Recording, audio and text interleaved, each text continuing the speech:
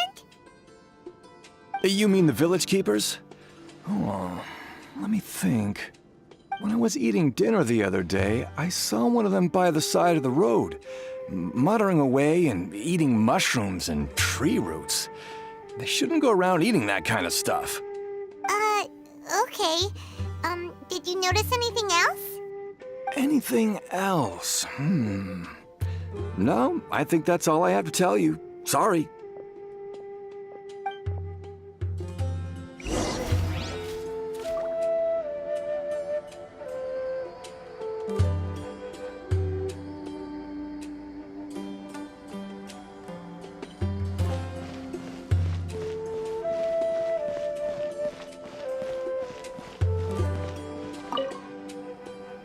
The scholars that have gone missing. Have you seen them? Those eyes. Those fierce eyes.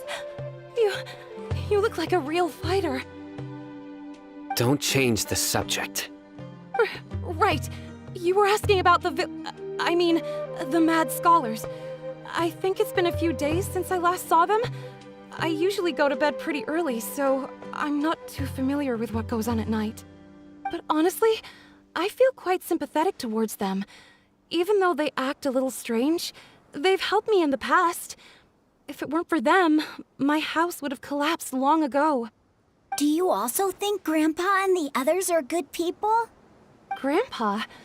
Oh, hello there. It's little Isak. You mean that nice man who looks like your grandpa's long-lost twin, right? He was actually the one who protected my house. I saw it with my own eyes. He happened to be staying near my house that day and was doing something with his hands on the ground. It still feels pretty surreal now that I think back on it. Did someone teach them how to do that? Well, whatever the case, I'll always be thankful to him and whoever taught him to look out for others. I'm pretty sure that if I ever went mad, I wouldn't be able to do anything like that. Gotcha. Thank you.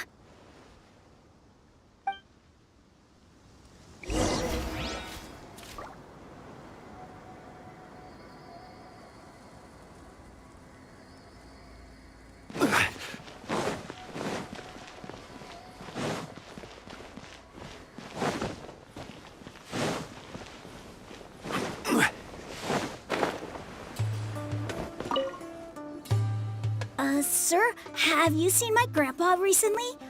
You know, the one who likes to sit and space out near the village entrance. Oh, well, if it isn't Isak. Oh, your grandpa, huh? It's been a while. The last time I saw him, he was spacing out by the road as usual. I went and asked him if he'd like any of the food I had prepared, despite my wife's protests.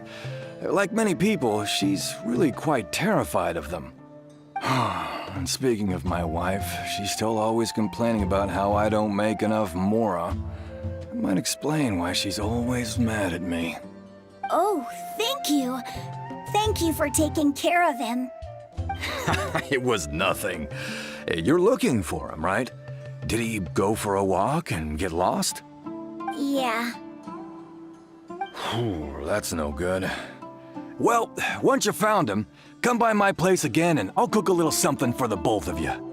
I've known you since you were very young, so as far as I'm concerned, you're family. Please feel free to come by anytime. Wow, what a nice guy. Okay, thank you, sir. Huh? Don't say anything for now. Isak, stay here. Let's head over there. Stay quiet as you move.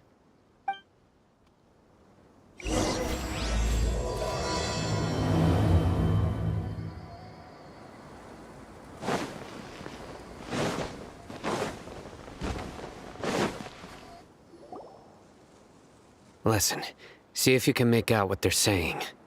Have you heard? The mighty King Deshret, the sovereign of our faith, will soon return to this world. Yes, of course I have. King Deshret is the one and only true ruler of this land. I've never believed in any other gods. Still, you say he's coming back, but it sure doesn't feel like life's about to change around here anytime soon. What's your proof? Haven't you noticed? The village has been getting more deranged scholars than ever. Delavar was saying that many people also went insane just before the fall of King Deshret's civilization in ancient times.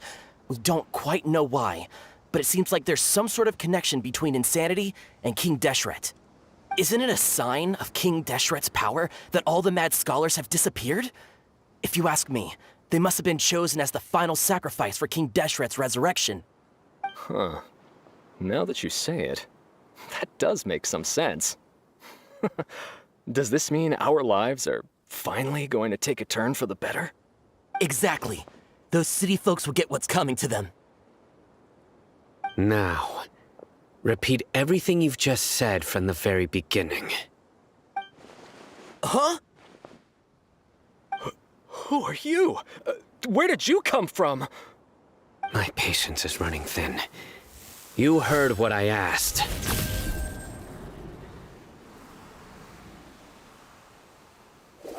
Yeah! Bro, this guy's something else. Just look at his eyes. One wrong move, and he's gonna flay us alive.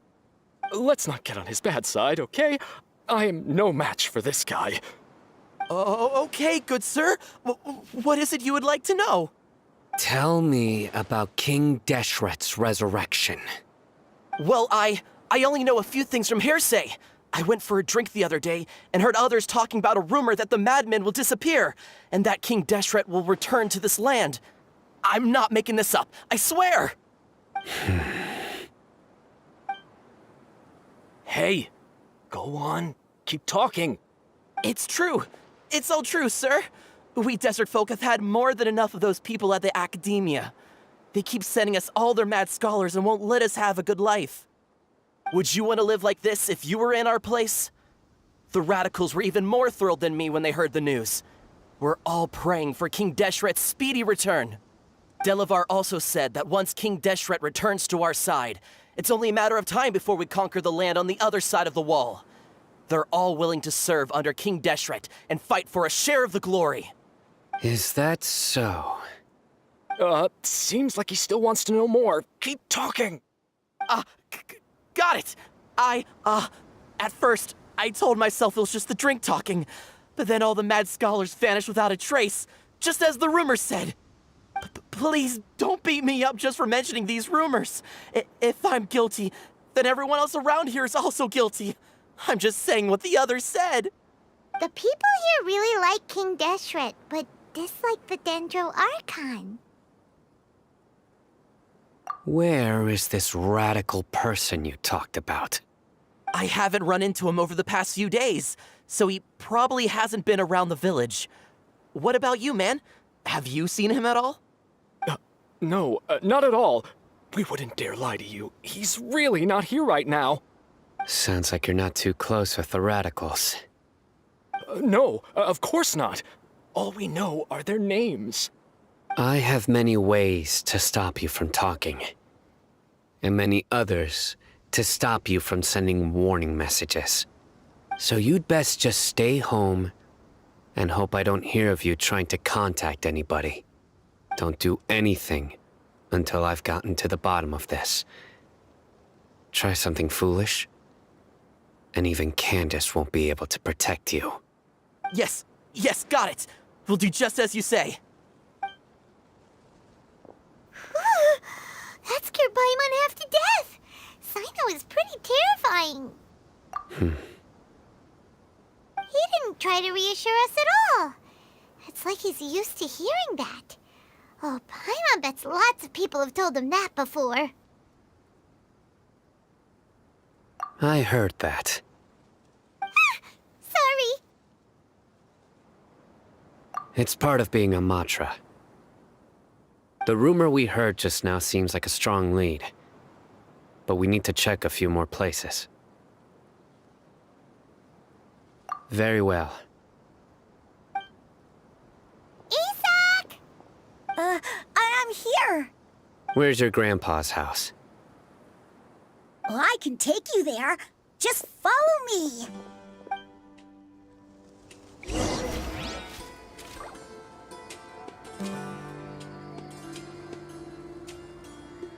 Join the Eremites and embrace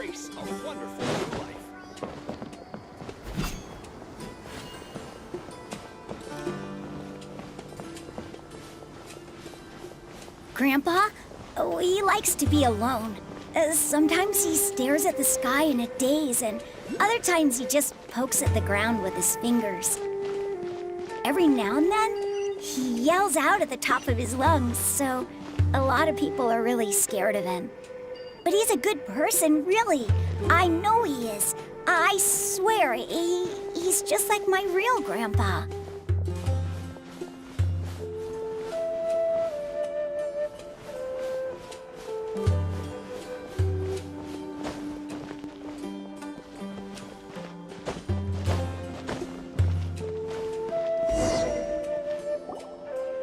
Well, this is where Grandpa usually stays.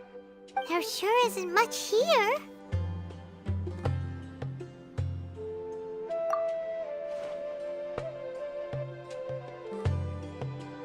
No. Incense?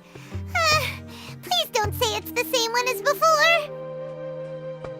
But are you okay? Are you getting dizzy or need to lie down? There's a scent that you can sense, but I can't. A certain traveler here once passed out from that smell. Thankfully, Tainari saved the day. And then he gave us a long lecture to explain all about how it worked. So, you know Tainari? Huh? You know him too? Are you two friends? Yes. Now that I concentrate, I can also make out the scent of incense. Wait, surely Tainari didn't lecture you too? No. No need. Did you first encounter this scent at Tainari's house? In the forest. From a scholar.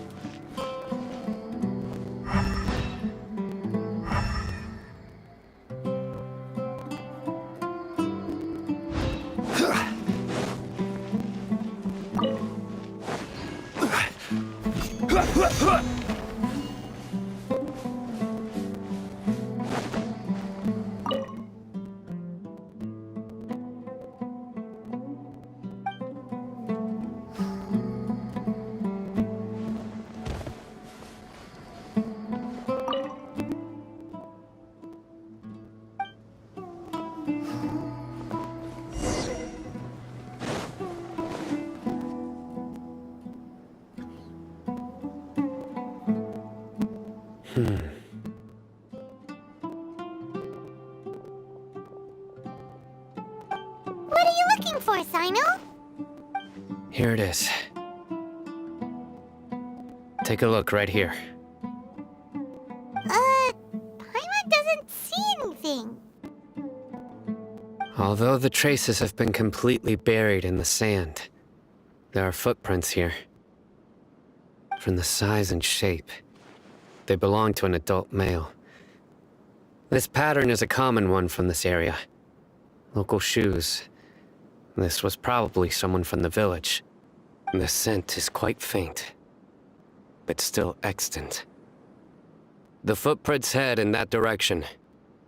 But who would come looking for Grandpa? He doesn't have any friends. We'd have to ask whoever lured him away with the incense.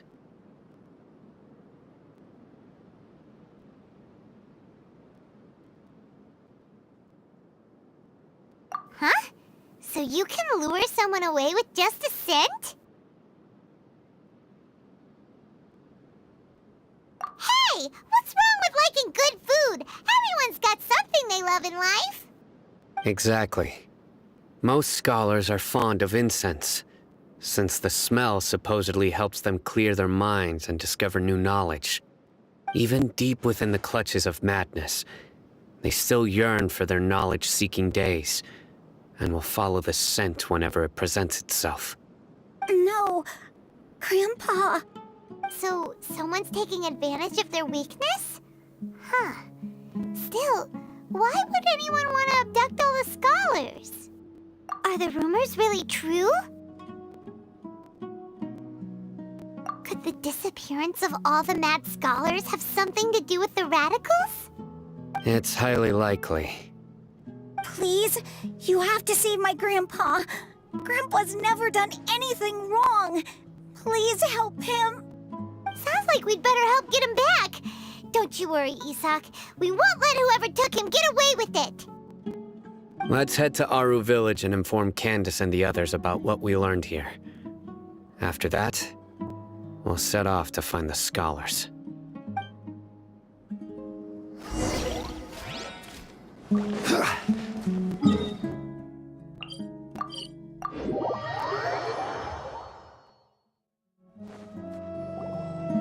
Right. The darker fabric definitely looks a lot better. That'd be my choice, too. We're back, Candace! We've got a lot to tell you. Ah, welcome back. Sounds like everyone's friends already. Oh, Dia's here too! You bet. So, everything goes smoothly? Reasonably. Alhaitham didn't go with you? We haven't seen him at all. Huh. I saw him around the village entrance earlier and figured he was investigating with you. I guess he must have gone off on his own. Did you find out anything useful?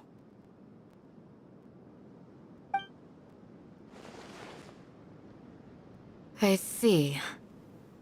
So someone used a kind of incense to lead the exiled scholars away from the village.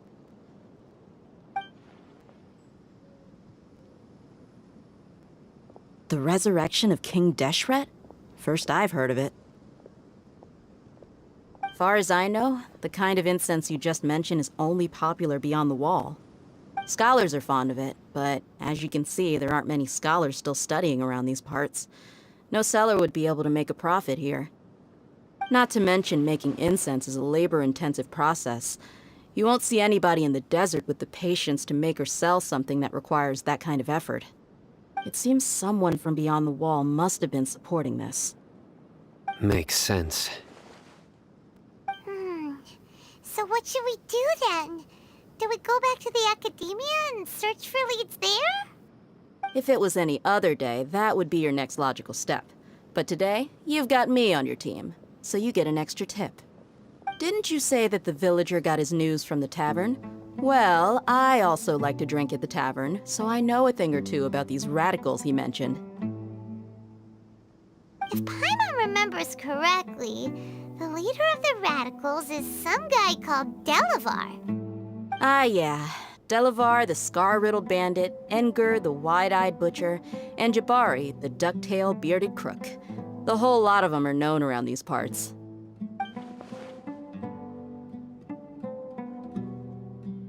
These guys have one thing in common, and that's being broke.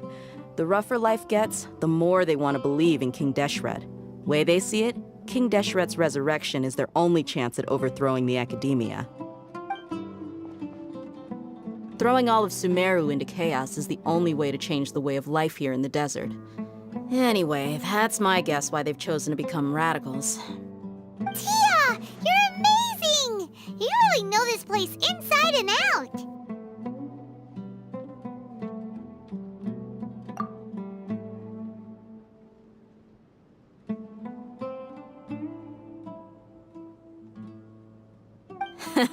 No merc can afford to slack off on gathering intelligence.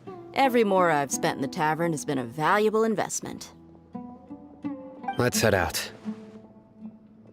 Now hold on, you're staying right here, Sino. Why? Aru Village is not a big place. Outsiders stand out here like a sore thumb. I'd bet word about you has already gotten out. The desert is unforgiving, so the way of life here is also a lot tougher than on the outside of the wall. You survive on making connections out here. Compared to you, mercs like me are just third-rate amateurs. I've got no actual fighting skills to speak of. But that also makes it a whole lot easier for me to gain the locals' trust.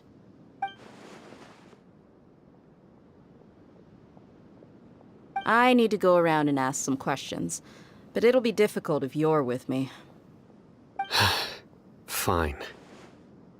Good. Then we've got a plan. The Traveler and Paimon will go to Caravan Rebot with me, and we'll try our best to figure out where the mad scholars have been taken. Sino, you'll have to stay in the village and continue investigating on your own. All right, sounds like a plan.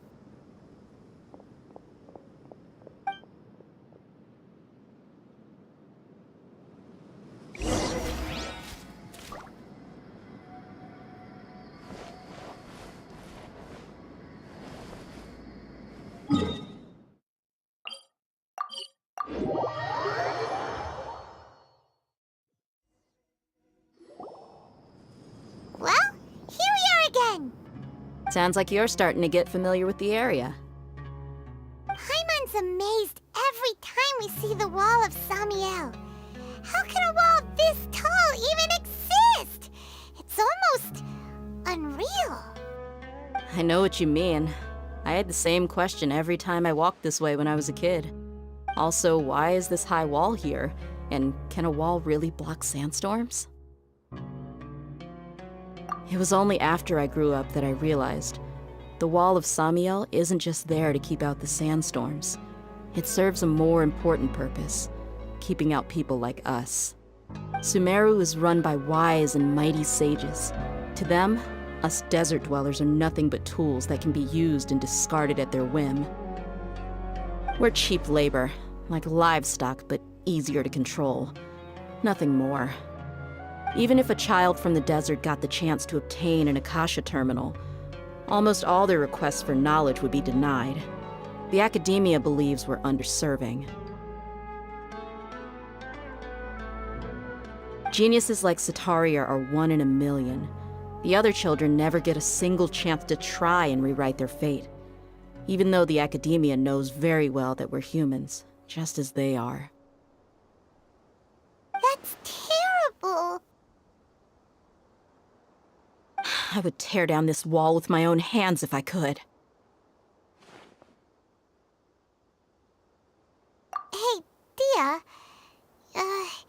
You're not thinking about doing anything scary, are you?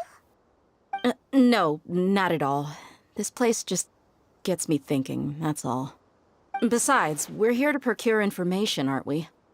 Yep, we gotta catch those.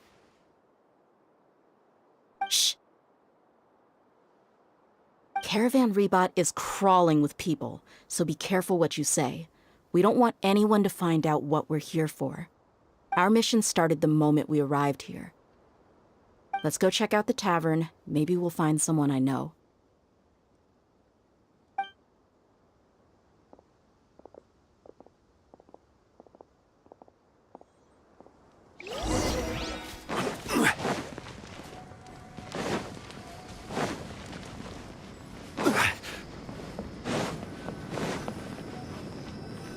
Just our luck. None of them are here today. You mean, you don't see anyone you know? Dia, is that you? What a coincidence. You here for a drink too? Zaki. Finally, a friendly face. Oh, and who do you have with you here? Guests from another land?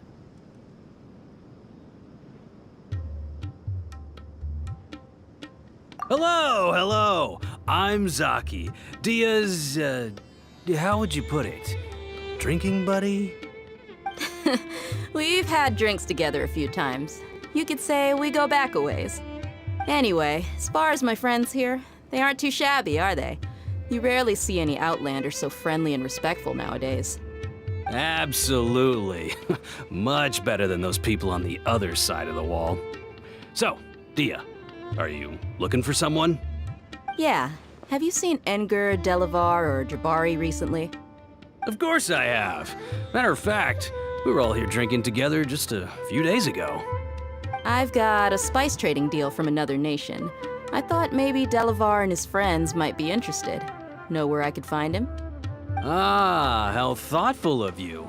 Then I assume you also know that Delavar's been having a hard time making ends meet these days, so you came here to help him out? Hey, keep it down. Let's just say I prefer to keep this deal a secret. Y'all at Caravan Rebot are like family. If there's more to be made, why not do it together? Besides, Delavar and his friends have muscle. They'd be a good fit for escorting the goods. Yes, how considerate of you. Delavar's my friend too, so of course I can take you to him. Come with me.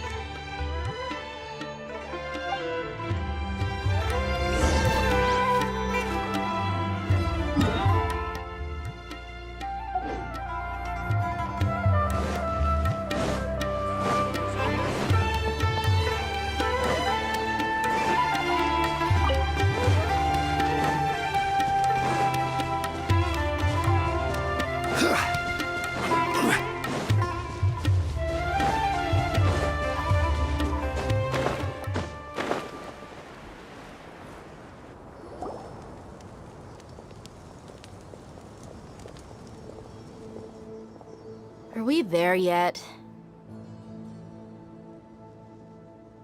Yep, this is the place. This place is practically deserted. What are they doing in a place like this?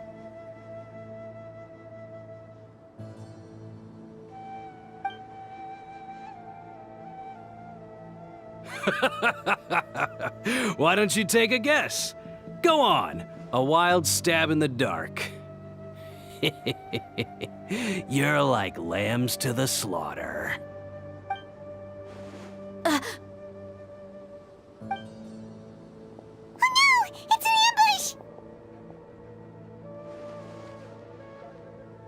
ambush! What's this all about, Zaki?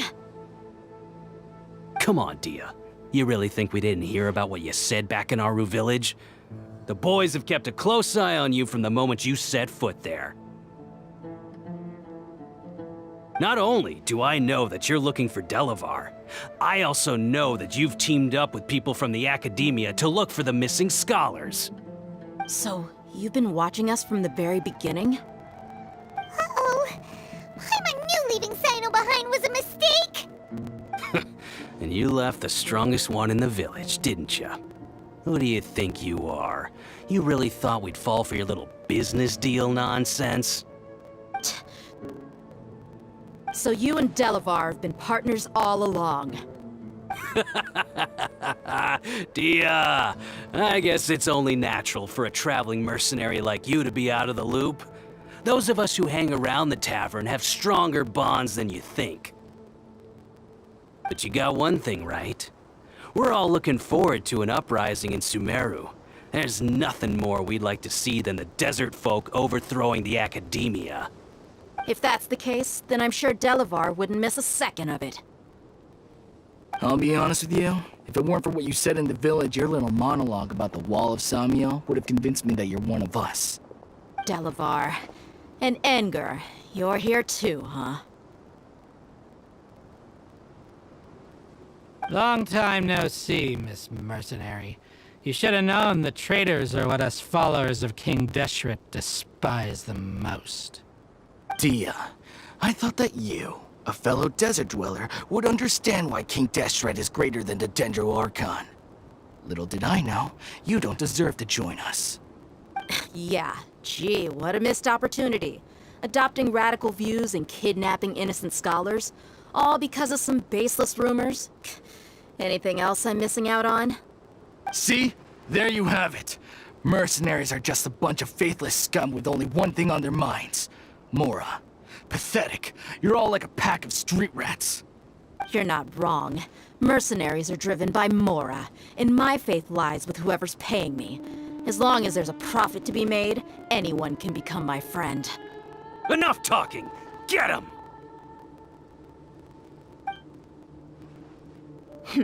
Just as I expected. Let's teach him a lesson, traveler.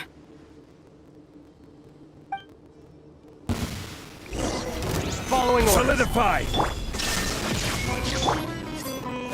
Take that! Quietly now. Take it easy.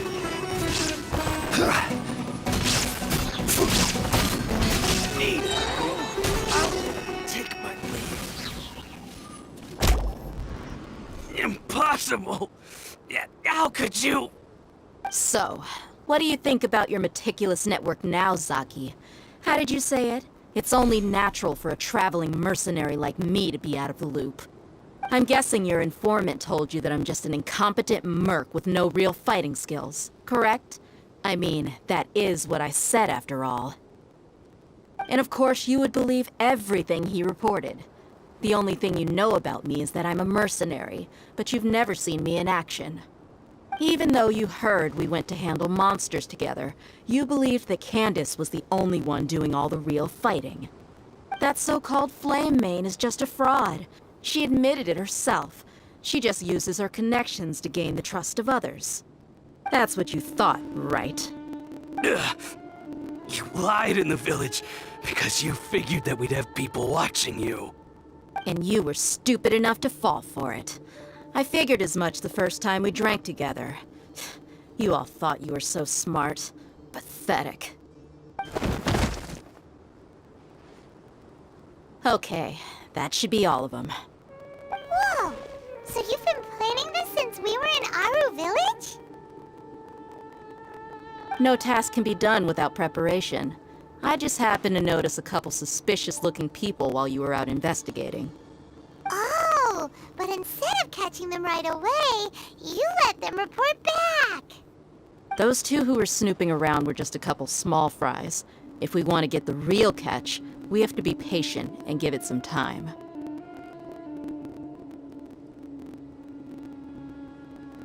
Oh, you mean the funny name she mentioned back in Uncle Ampu's house? The wide-eyed butcher, scar-riddled bandit, Paimon can't remember them all. That's just a bunch of drunk talk. Edgar and Delavar like to talk themselves up when they're drinking. Edgar, the wide-eyed butcher, and Delavar, the scar-riddled bandit, are the nicknames they came up with for themselves. Alcohol has a way of making people share what they really think. So Edgar and Delavar are always rambling in the tavern about how King Deshret is a superior deity. What about Zaki? He's just a numbskull who fell right into our trap. Zaki was probably the best hidden of them all. My initial plan was to find Delavar first, and then try to track him down. That's what you wanted to ask when we were at Uncle Anpu's house, right? Jabari is one of the villagers you talked to. You know, the one who wanted to treat Isak and his grandpa to some food. Wait, so he's a radical too? No, he isn't. I just needed to tack on a random villager name to make the eavesdropper think that I was making some wild guesses based on my impressions. Wow, what a genius idea! Well, that's an expert mercenary for you.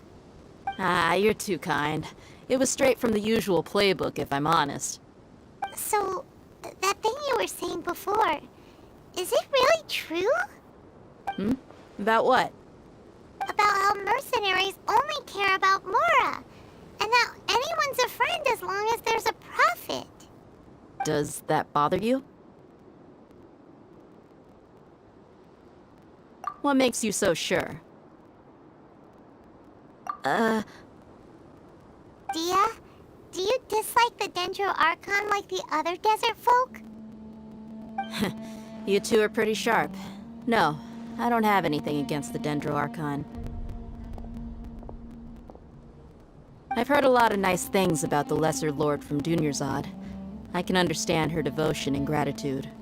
Dunyarzad's just an ordinary person. There's no way a god would be so involved in the lives of everyday people, unless they were truly compassionate. I've begun to realize that the sages are behind everything that's happened recently. The radicals' blind belief in King Deshret, making the Dendro Archon out to be an enemy. It's all the academia's trickery. But I see through it all. And unlike them, I can never be hostile towards anyone who's never done anything wrong. Dia. Anyway, looks like we're done with business here. Traveler, lend me a hand. Let's tie him up and bring him to the village.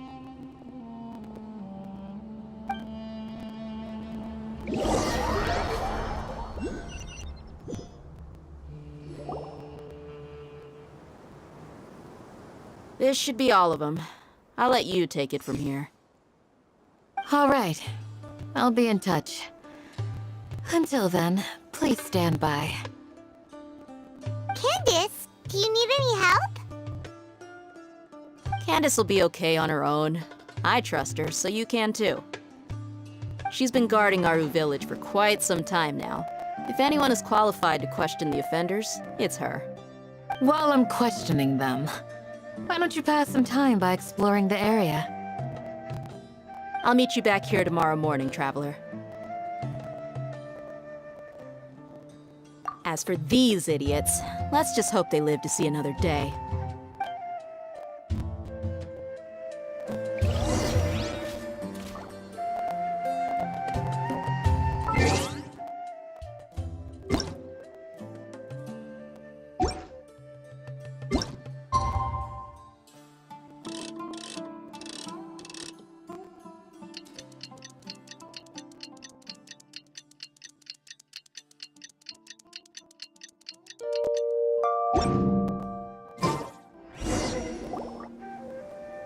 Hey, Dia! Right on time. We'll know any moment now. Paimon's been wondering. You seem to know Candace pretty well. Have you been friends for a long time? We've known each other for some time now. She's a pretty interesting person. Even though she's an extremely strong warrior, she never misuses her powers against others. Oh, Paimon knows what you mean. Like a lot of martial artists say, never take the fight outside the ring. Yep, I guess you can put it that way. It takes strong convictions to be as dedicated as she is, and shoulder that kind of responsibility. Us mercs, on the other hand, we pretty much live from one day to the next.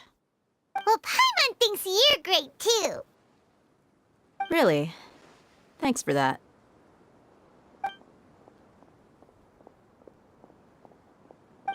Oh, Sino's here, and he's pretty early too. Yes, I was here yesterday to help out a little. To help out? By doing what? Sharing some interrogation techniques. Oh, you mean you taught Candace some more persuasive methods? Right. Come on in, everyone. Come on, let's go inside.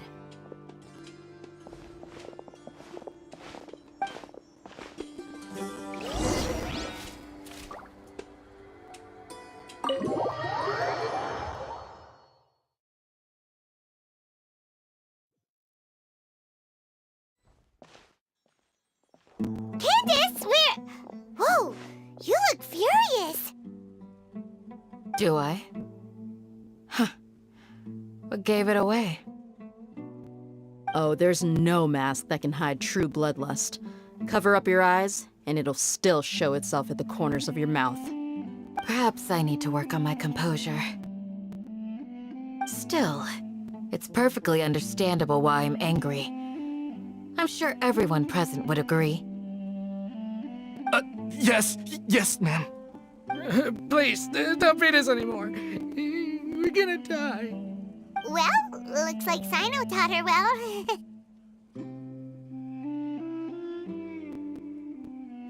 You fear death yourselves, yet you do not hesitate to place the lives of others at risk.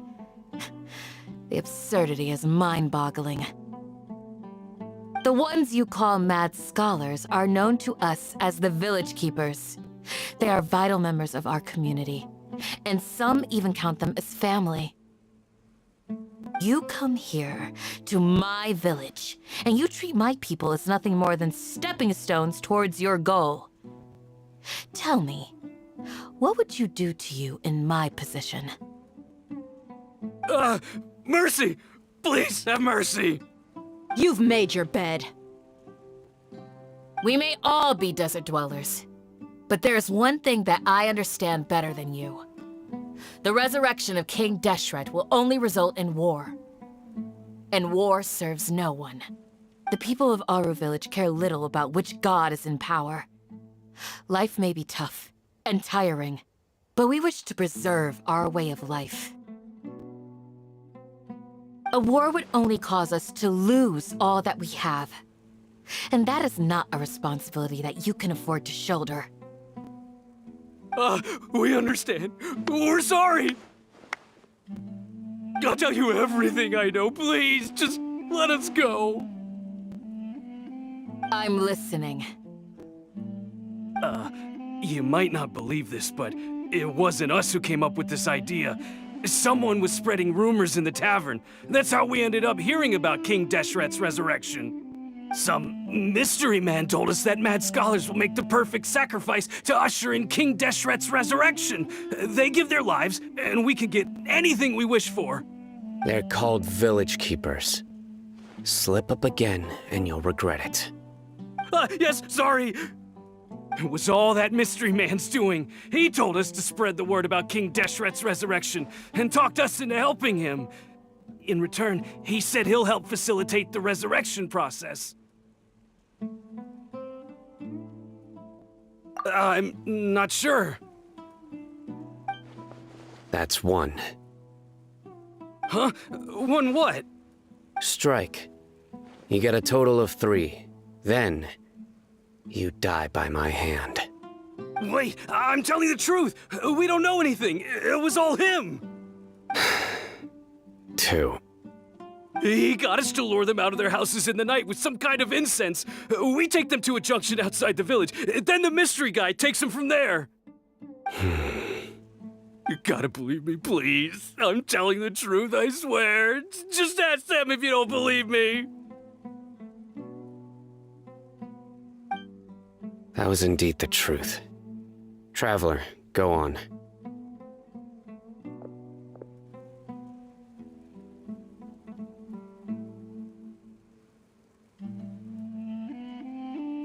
You have to believe me. If I knew that, I would have told you his name right away. I'm not risking another beating to keep his secrets. No way. That guy, he wears a cloak, and he's always careful to cover his face. He calls himself King Deshret's envoy. I believe I may know what's going on. Uncle Anpu? What do you mean?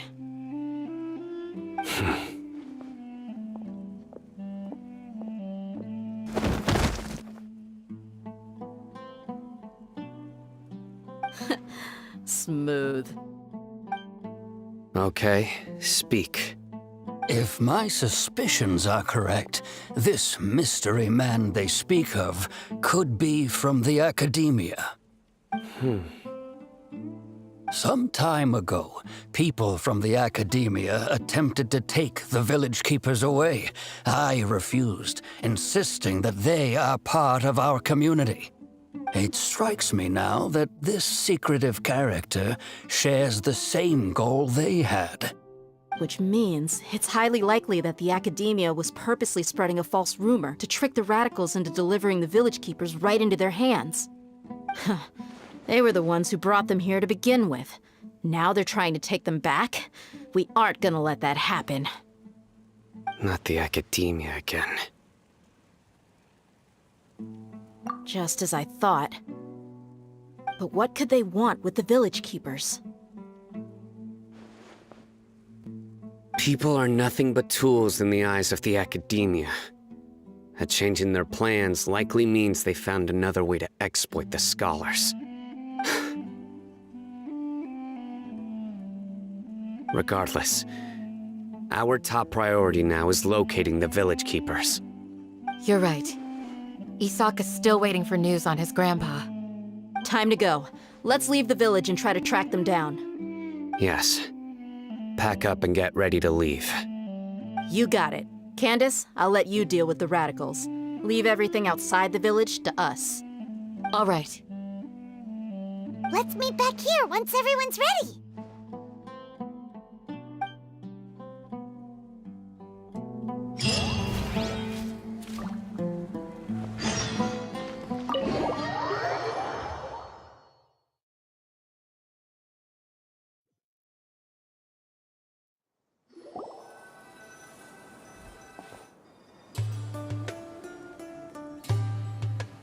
Let's get some food in us and then we'll... Whoa!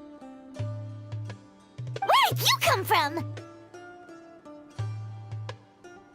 Well, as you can see, I am merely sitting here and reviewing what we have deduced thus far. You were gone for ages! And now you're suddenly sitting here musing to yourself? Where have you been anyway?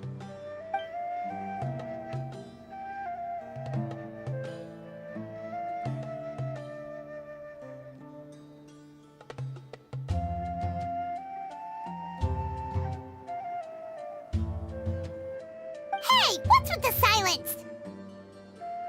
You never think things through before asking questions. I'm giving you some time to make up for that. Paimon's so mad! Paimon's gonna give you an ugly nickname!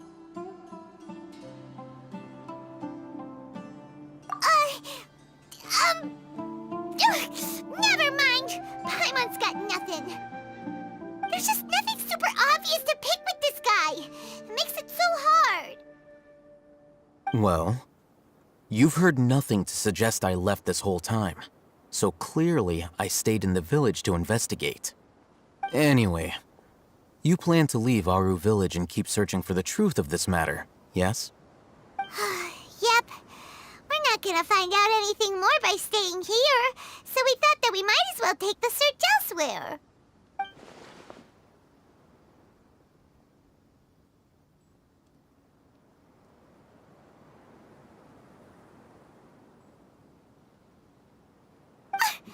Enough with the silent treatment! No. I'm just surprised that you decided to team up with him. Al-Haytham, you haven't helped us out at all ever since we arrived at Aru Village. Bold of you to question our choices. Yeah, you're all talk! While you were investigating, I had my own work to do, which I've now finished. Really? Paimon doesn't believe you.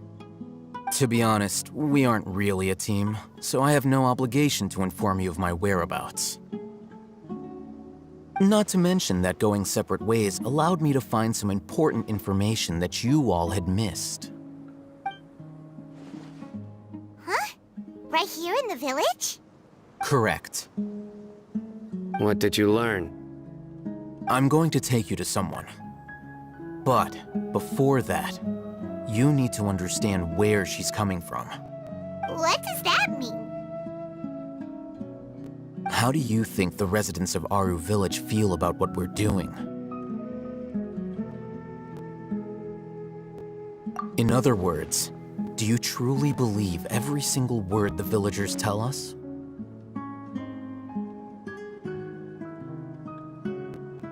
You mean some of them lied to us? Hiding the truth does not necessarily equate to lying. Again, these people have their reasons. Remember what Candace said?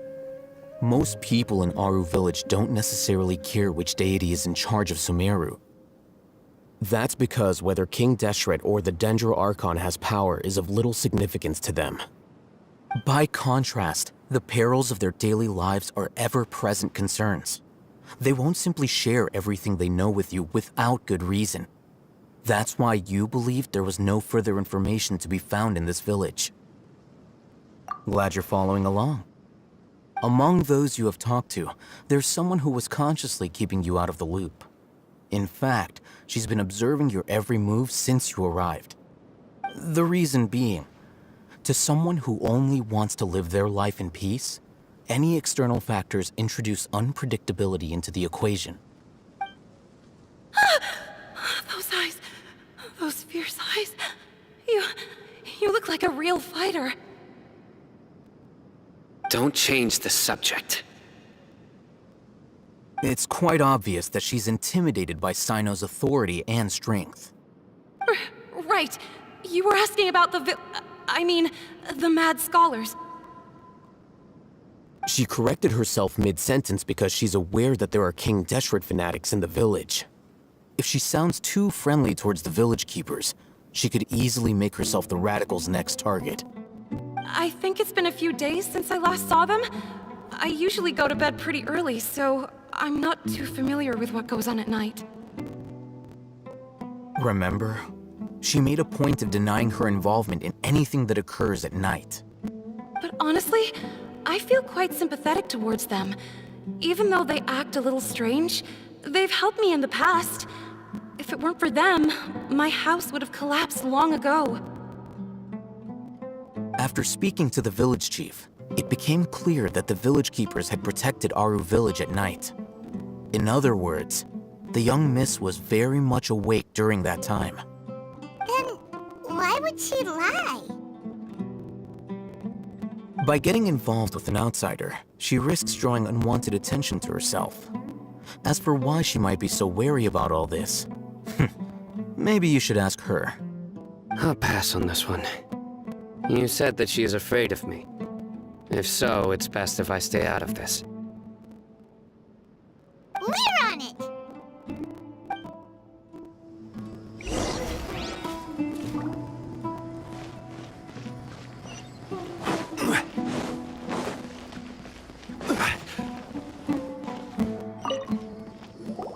Miss Shawnee, as we discussed earlier, I've brought someone with me.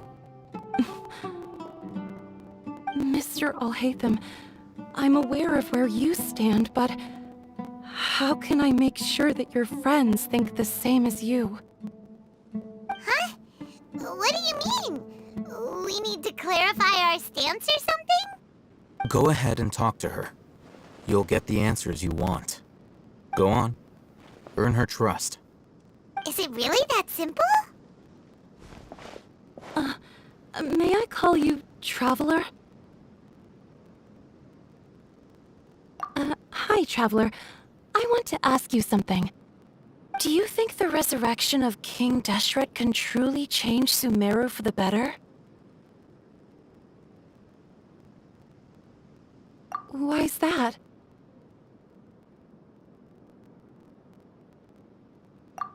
That's very similar to what Miss Candace says. I know you two are friends. That's why I'm willing to talk to you, even though I do have some reservations. Before, I wouldn't even have the courage to ask something like this. Traveler, do you believe our lives will get better?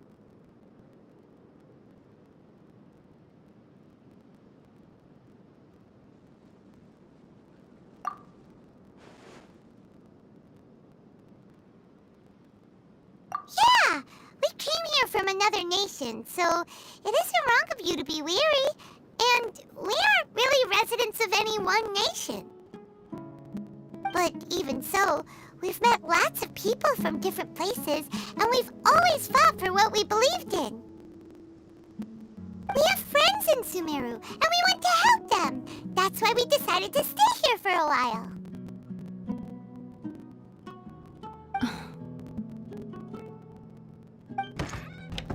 I want to trust you.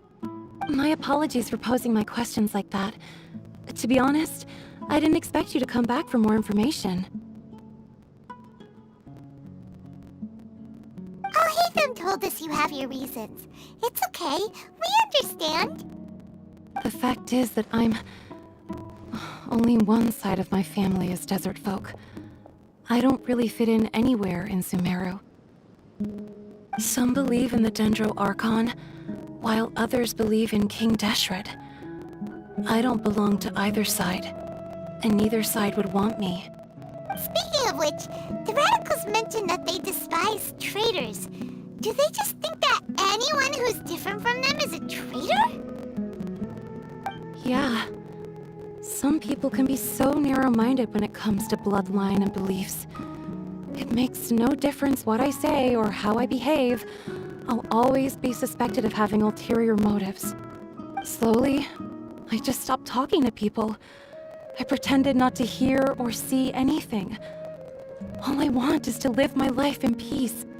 And then it happened.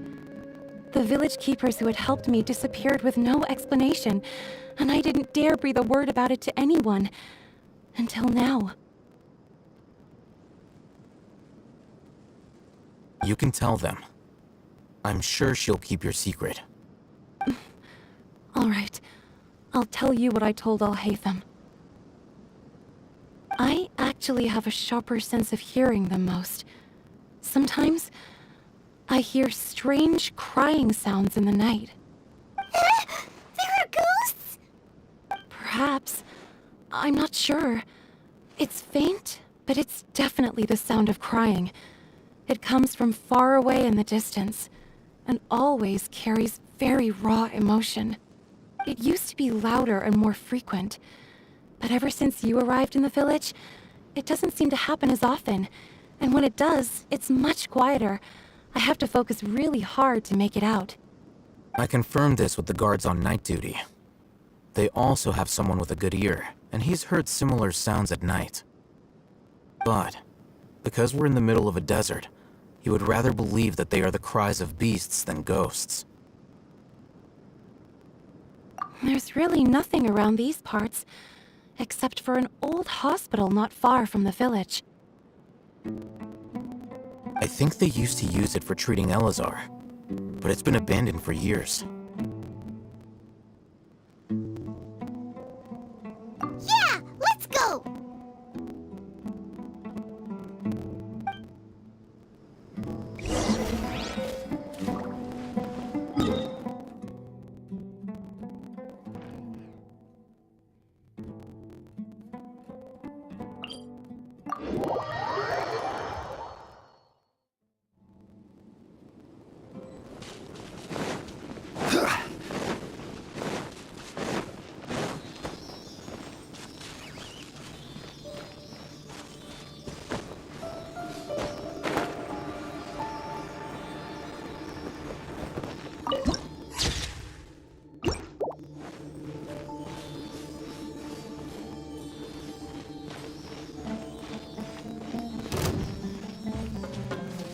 Sounds good to me. Gather! Illusion shot!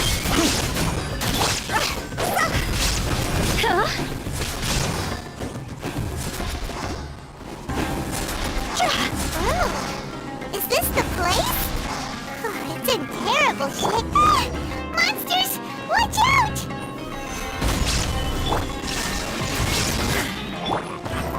I will have order!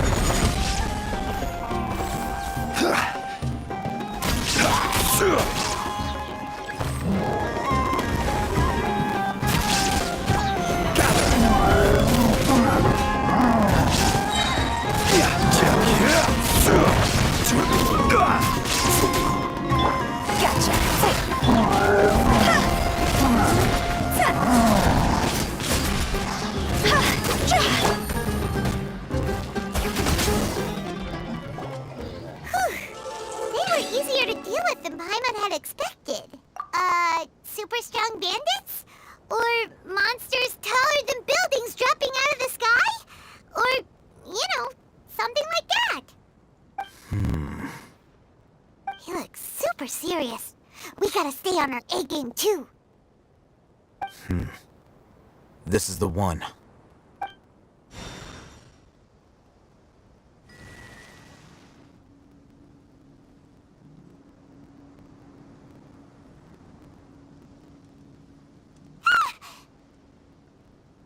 Let's go in and take a look.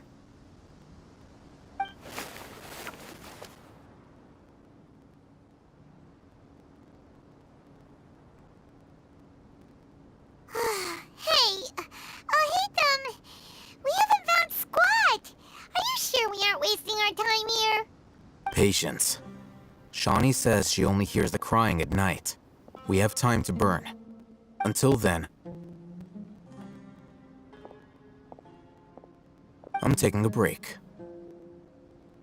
And just like that, he sits down. Wait, he even brought a book to read? What are you reading? Let Paimon see! Okay, sure. Huh? The natural position, which is the positional propensity of an entity in natural motion in contrast with an object in forced motion? Huh? When free from external influences, every entity displays the tendency to follow its natural trajectory? So, you got that? Oh, Paimon gives up. You keep reading your book. See ya! How is he so relaxed? Look at him, reading an impossible book in a creepy place like this.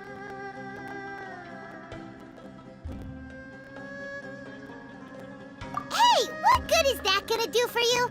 You're acting like one of those annoying grown-ups who go around nagging people to focus on their studies. Hey, what gives? Shouldn't you be the one providing for Paimon? Oh, right. Okay then. Thank you for working so hard and earning so much more. If it weren't for you, Paimon would probably still be floating around in the ocean somewhere. Thank you.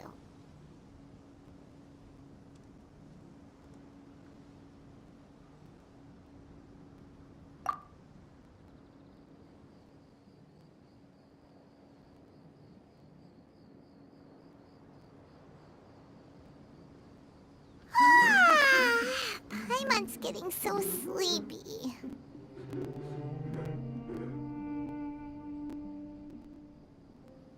Huh?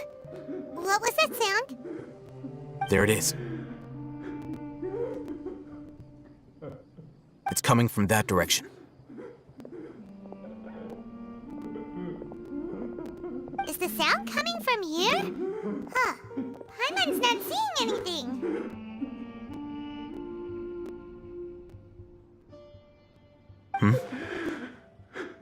It's from below. But there's no way we can get down there. Something is off about the interior here.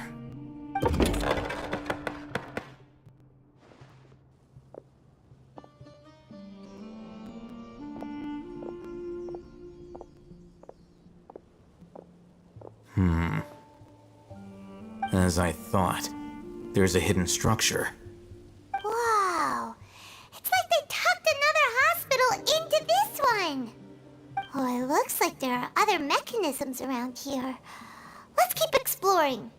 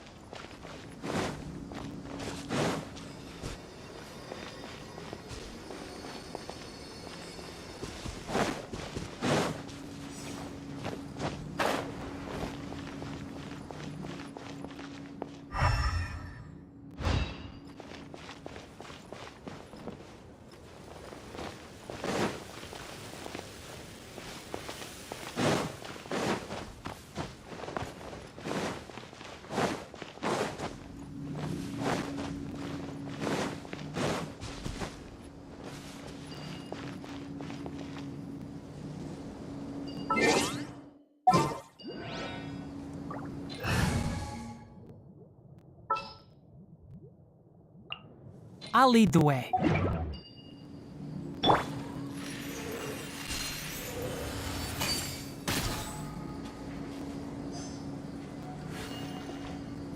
Ha! Hoom!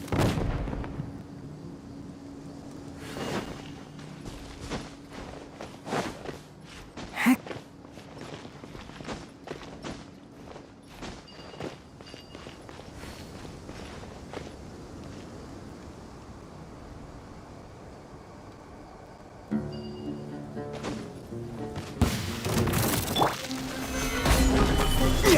There is no escape! Quietly now. Can't see?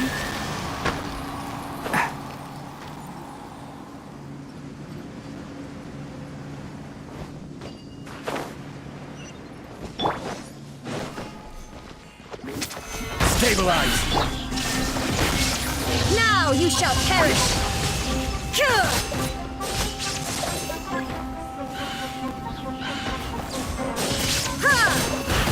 Shine down! Gotcha! Enshroud!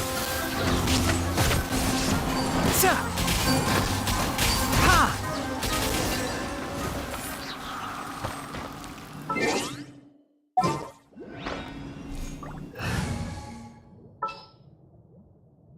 Send one, send a...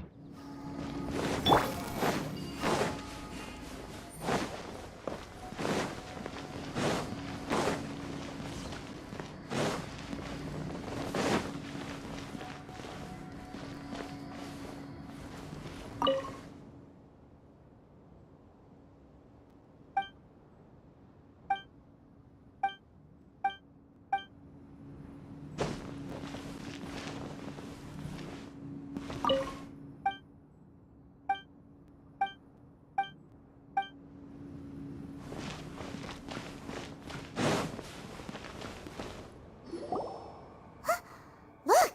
There's someone over there! Good idea. Let's approach him slowly without alarming him.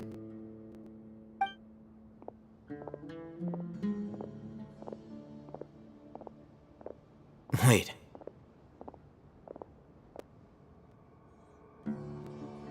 You're...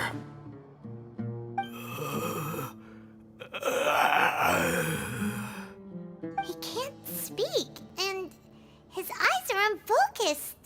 But he looks too young to be anyone's grandfather. Also, why is he the only one here? Didn't expect to see him here. You know him? He's Razak, a senior of mine at the Academia. He's a scholar too? Is he the kind that holes up in a forest and mumbles stuff about training? No. And that's the problem. Razak was never involved in any of those things. He never trained in the forest, let alone reach Satyavada life. Leaving that question aside for the moment, him being here alone means that we might be too late. Looks like they've already taken everyone away. For whatever reason, they left Razak here.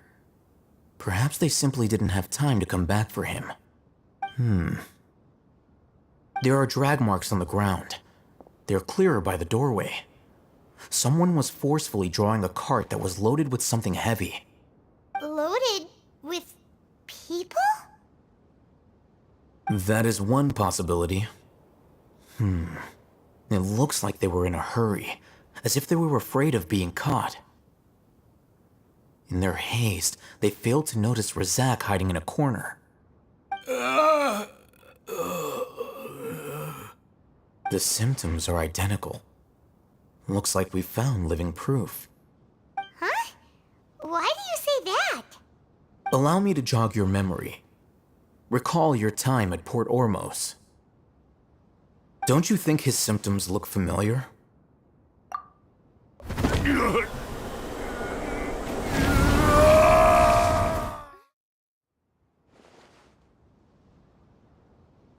Oh, now that you mention it, they're acting the same way. Correct. The Academia is behind all of this. It isn't difficult to deduce their rationale. First, the Academia spread a false rumor of King Deshret's resurrection, emphasizing the role of the village keepers, the mad scholars who were exiled to Aru village. These rumors were all the persuasion that the radicals needed, and those based in Aru village leapt into action. Unbeknownst to them, of course, through rounding up the scholars, they were actually helping the Academia. As well as being able to exploit the radicals for their own ends, this scheme has one further advantage to the Academia. All the risks and responsibilities are offloaded onto King Deshret's followers. Life for the desert dwellers has been brutal ever since King Deshret's death all those years ago. Beneath the surface, feelings of desperation are widespread. Many would give everything they have for the prospect of something better. Anyone looking to exploit that for their own ends simply needs to make a few empty promises. Even if complications arise, people will see that those involved are all followers of King Deshret and look for no further explanation than differences of belief. A deep-seated mistrust of the desert and everyone in it by the rest of Sumeru will make sure of that. The notion of an Academia plot wouldn't even cross their minds. It may seem like a simple strategy, but it is able to work wonders under Sumeru's current circumstances. Oh, that makes a lot of sense. It's in line with the village chief's theory, too. But there's still one very important question. Wasn't it the Academia that brought the scholars to Aru village in the first place? Why does it want them back now? Throughout this process, one thing has changed: the scholars' identity. First, they were scholars. Then, they became lunatics. After that, they were exiles. And finally, an exile is still patently a living, breathing human being. But when someone becomes a missing person, that is brought into question. If you can't find someone, you have no way of knowing what exactly happened to them. That makes missing people an ideal resource. Resource? For what exactly? One possibility is that the information in their brains could be extracted into knowledge capsules. Extracted? You mean canned knowledge comes from people's brains?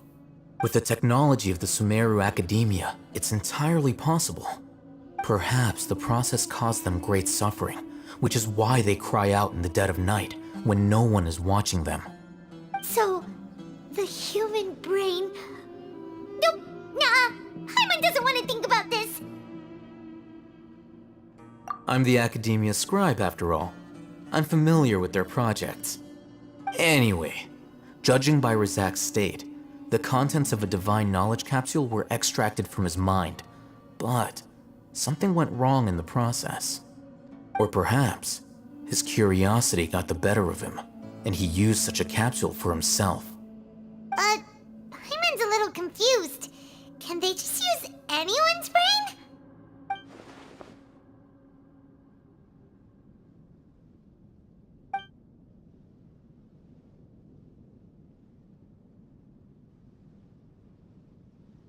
The look on your face tells me you've realized the answer. That's right. To some scholars, gaining knowledge about the gods is their entire life's pursuit. Extracting canned knowledge is just one of the extreme measures they turn to. However, I can't help but wonder, what do they seek to gain from divine knowledge? The Academia is going out of their way to look for forbidden knowledge, but what is their ultimate goal? I've spent quite some time trying to analyze the contents of the divine knowledge capsule, but to no avail. It seems like my way of thinking is too different from theirs. You mean you're not even slightly interested in getting your hands on this forbidden stuff? All scholars seek to expand the horizons of knowledge, but I'm not particularly interested in gods, so I don't share their degree of zealotry. Extracting information from people as if they were lifeless objects? If this is the direction of academic progress, then the Academia may as well shut its doors. Sounds like you're really against all this. Of course. The Academia's actions run contrary to their rules. Whether it be academics or knowledge, everything has its boundaries. If those lines are crossed, the rules and order that govern everything in the world will be destroyed.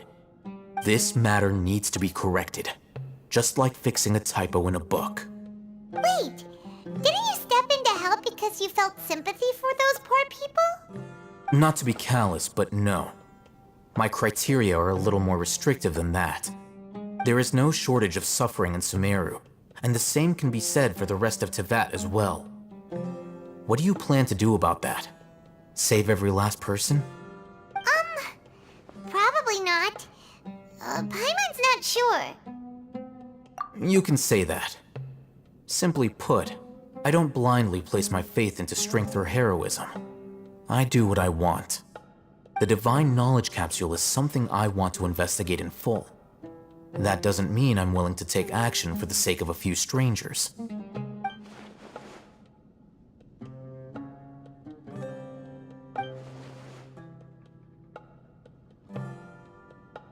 Paimon's been wanting to say this for a while. There are a lot of bad guys in the Academia, but you're not one of them. You're their weirdo. You're probably right. Though I must say, I quite enjoy this feeling of being the odd one out. Uniqueness is also an asset, is it not? Wow, that's a great way to think about it. Paimon's really impressed. If only Miss Shani had a similar mindset, her life would definitely be a lot easier. I'm just a more likable person than her in general. There's nothing more to it than that.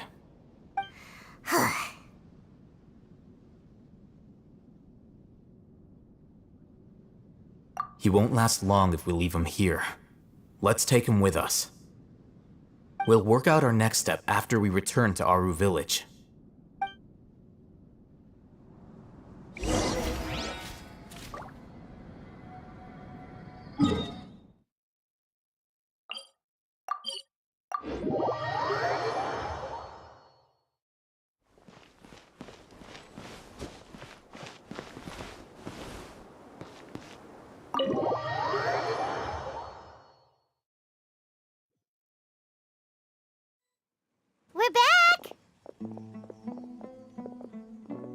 You must be tired. You should rest and take some water. What's the situation? Who's this? Unfortunately, somebody who's too young to take on the role of Isak's grandfather. Nevertheless, he's one of the people we're trying to find.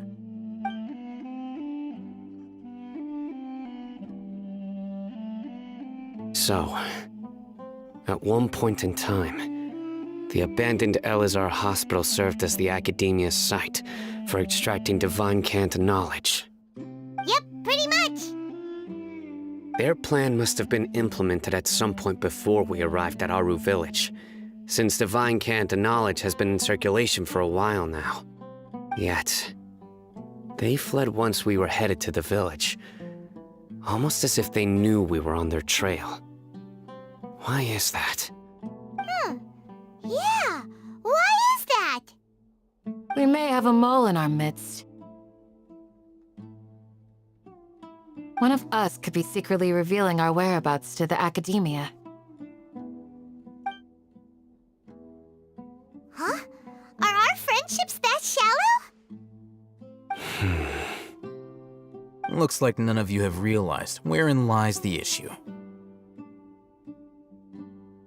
Sino, you're the reason why they can predict our movements. Wait, what's that supposed to mean? Choose your next words very carefully. It is simply a logical inference. I have my reasons. So what you're saying is... Sino's the mole. Interesting. And here I thought you were the most suspicious one, Alhaitham, since you were always acting alone. I know. You have a point. But I realized something as we were returning from the hospital. Sino isn't like any of us. What are you trying to say? Do you still remember who you are, General Mahamatra? As a Matra, you are no doubt privy to certain kinds of information. Before you can take action against someone, you are required to have all the facts available, including the less than savory details. Simply put, the Academia has traditionally allowed you access to a wealth of sensitive information. Knowing their modus operandi, wouldn't you expect them to take precautions against you? If you want to raise a vicious wolf, you need to make sure that you can avoid its bite.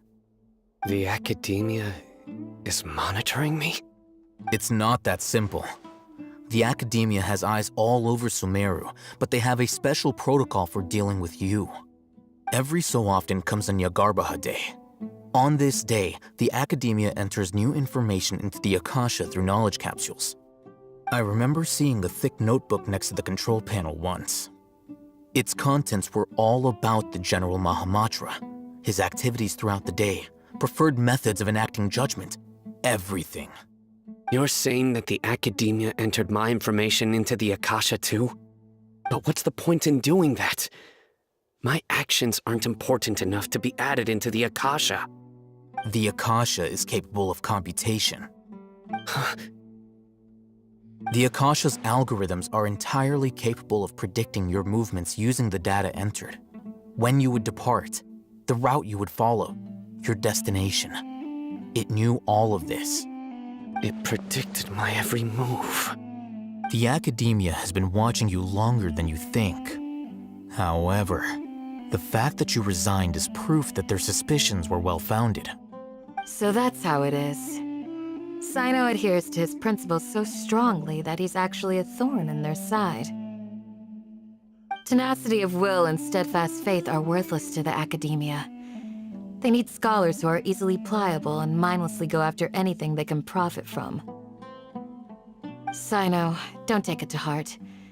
This just proves how much of a trustworthy ally you are. They escaped because of me. Don't blame yourself. It's not like any of us would have known. I have an idea.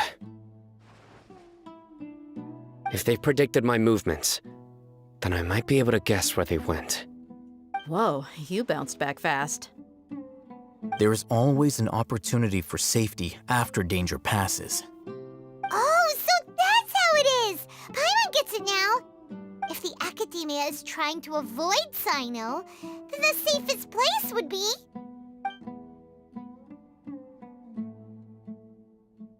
Yep, that's right! They'll want to proceed in the direction opposite of where I'm going.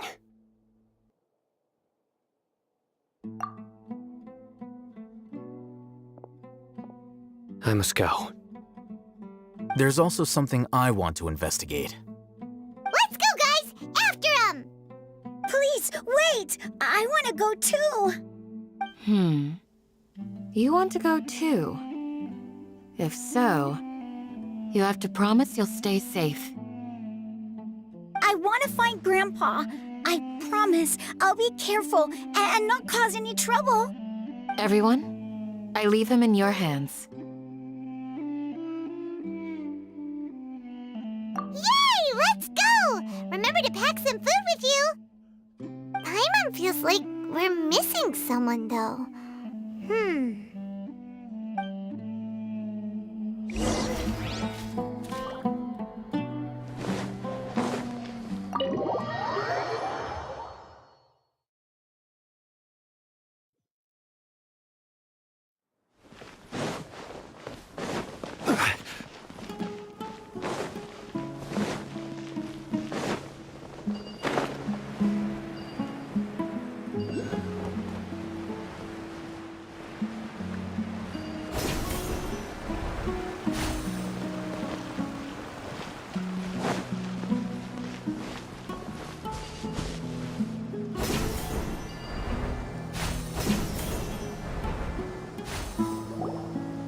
So, where do we go from here? Yes. After leaving the village, we should head straight toward the desert.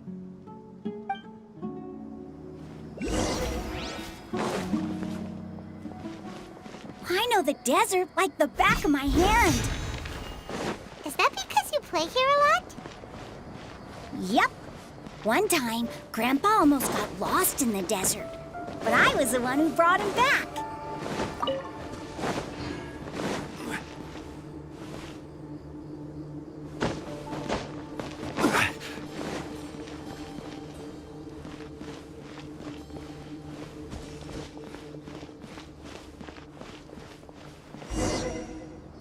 There's something here. What's this? It's buried in the sand. Looks like we'll need to roll up our sleeves and do some work. And Paimon thought running around everywhere was already enough work. Okay. So, we have to dig it out? Whatever's down there, it looks like it's buried really deep. These are likely fragments of an Academia-developed device, something akin to a headset. Looks like there were more than one village keeper. They must have been escorted this way because there are device fragments scattered around here. Let's split up and search the area. Chances are that we'll find other things nearby.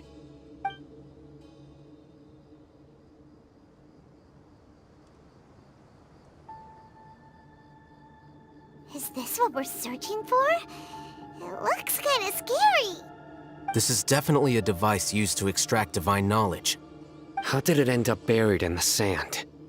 That can't have been part of the plan. They must have been attacked along the way. Wait, what? Grandpa, I hope you're okay. Don't worry, your grandpa's gonna be fine. Razak didn't display any signs of starvation or dehydration, which means that they left fairly recently. We should be able to catch up. One more thing. Given that the device had been entirely covered by sand, I believe the attack must have happened prior to the sandstorm.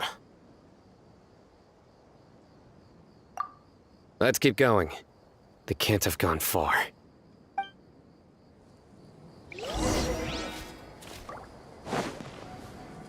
Ugh, but running on sand is so tiring. But you're flying, aren't you, Paimon? Is flying over sand tiring too? Ugh, of course it is.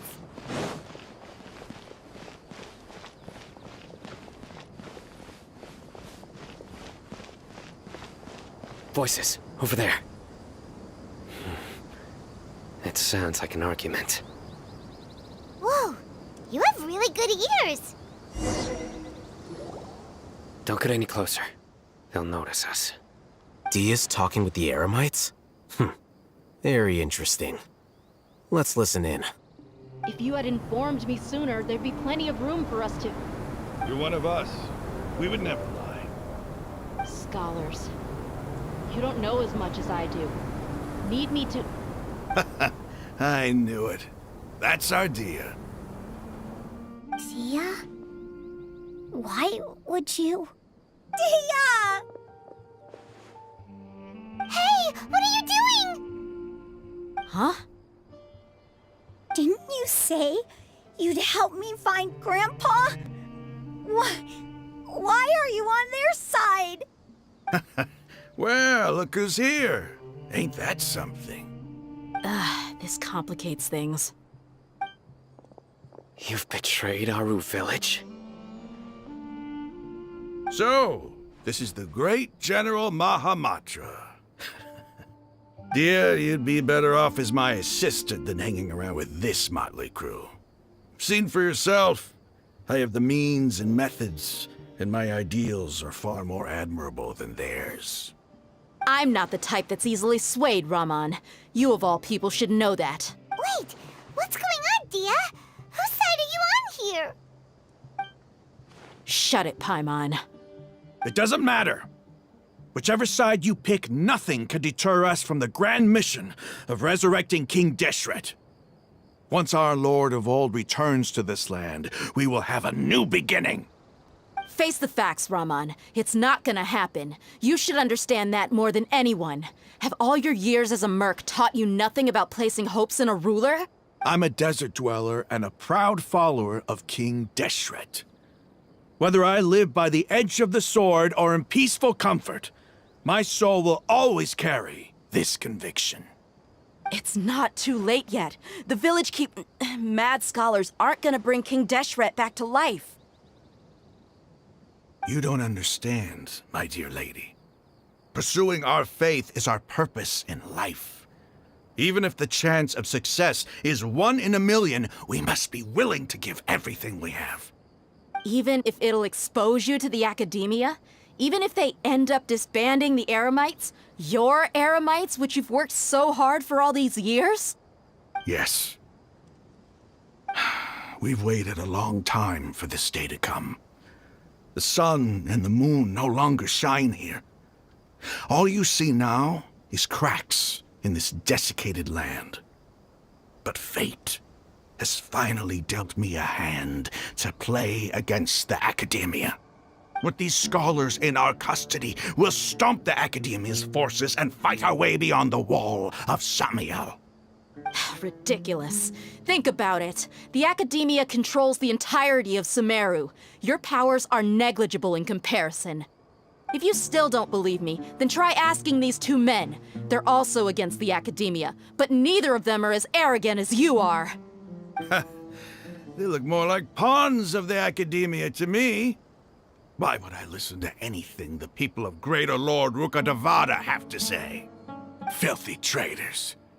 Your god abandoned all honor and betrayed King Deshret.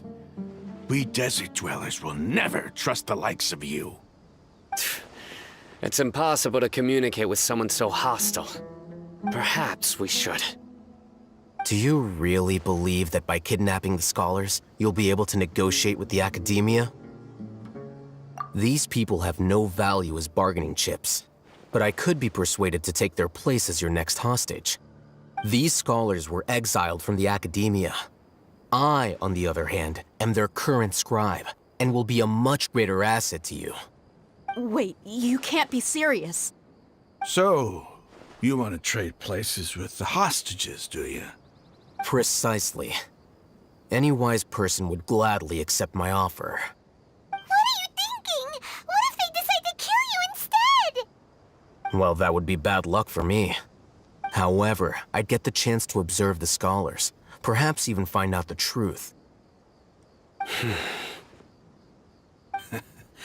Think you can talk me over with that confident look of yours? I'm not trying to persuade you. I'm using this as a means of joining forces against the Academia. You are the scribe. What do you have against the Academia? Not all desert dwellers believe in King Deshret, and the same applies to the Academia. Why must all knowledge seekers approve of the Academia's way of doing things? You Academia scum! Every last one of you is nothing but a hypocrite, just like everyone else on the other side of that wall. I've made myself clear enough. I won't listen to another word from the Dendro Archon's people. Not so fast. I'll hate them. Do you stand by everything you just said? I never make empty promises. You know you're making a dangerous decision, right? I do. Good. Raman, hear me out. These people are my friends. Maybe you can't take the followers of the Dendro Archon at their word, but what about me? Do you trust me? We've known each other for years. Of course I do. In that case, I'm willing to vouch for their honesty with my right arm. Come on, Raman, don't be a coward. If you're serious about taking on the Academia, you need to steel yourself. You can't be afraid. An arm from the Flame Mane. You've piqued my interest. But what if you refuse to oblige? What should I do then? No one's a fool here, Dia. We're mercs. And mercs don't tend to live long unless they have their wits about them. You're not wrong, but this is different. I promised my friends that we'd bring back the village keepers together. Let's do it right here then. Give me your right arm as proof of your resolve. Don't listen to him! He's not even trying to negotiate! He just wants to make things more difficult! That's fine. Are you crazy? We came here to save lives. One arm for that many people is still a pretty good deal, if you ask me. Raman, I'm holding up my end of the deal here. You'd better not let me down. Sure. Go ahead and cut off her right arm.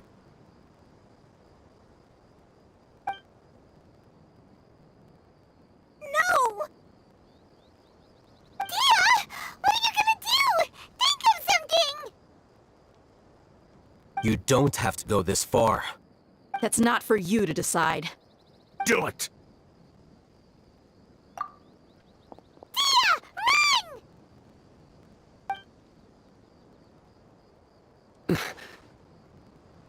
Run!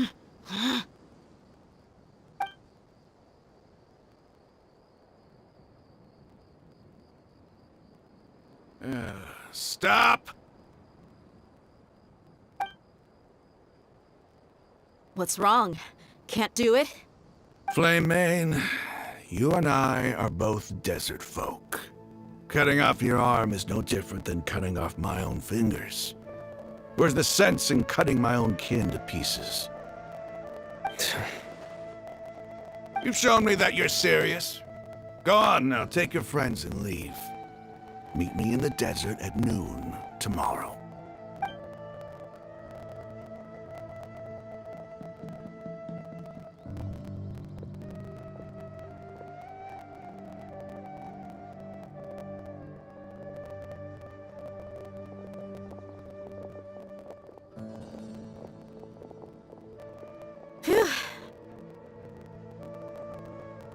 I was really counting on him not going through with it.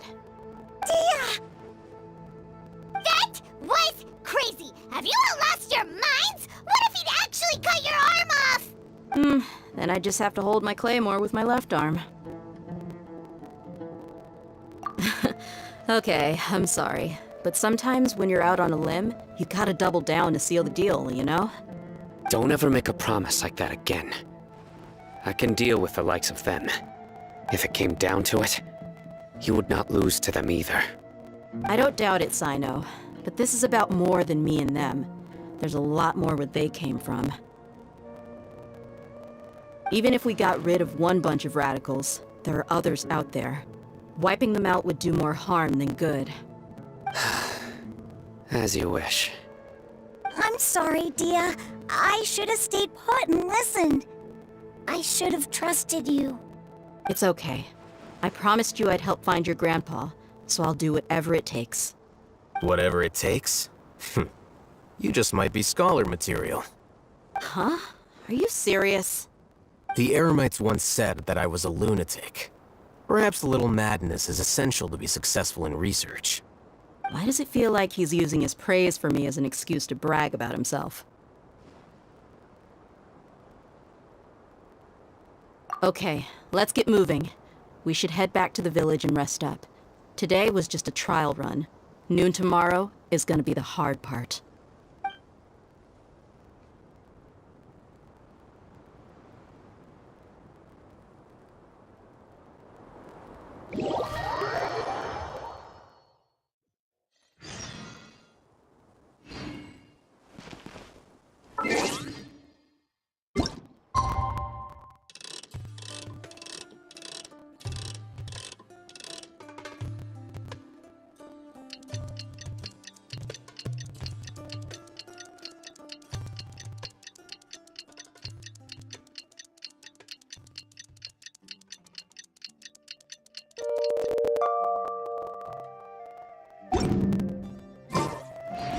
Osmanthus.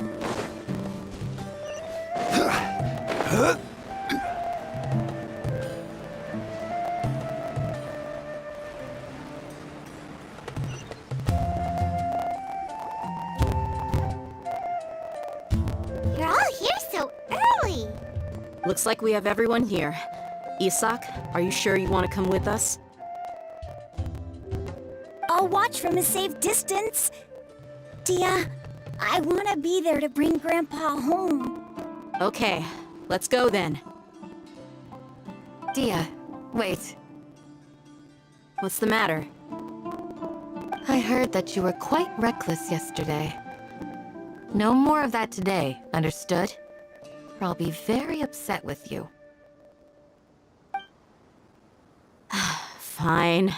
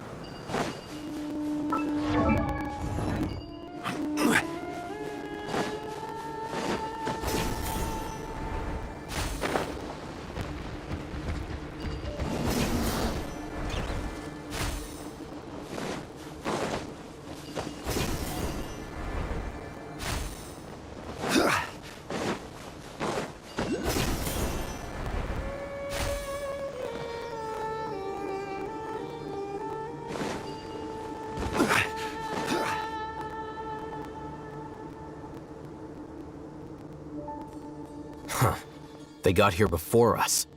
Uh-oh. Is it because Paimon overslept by 5 minutes and held everyone up? Is everything ready? Absolutely. Although, you brought fewer people than I imagined. Bring him over.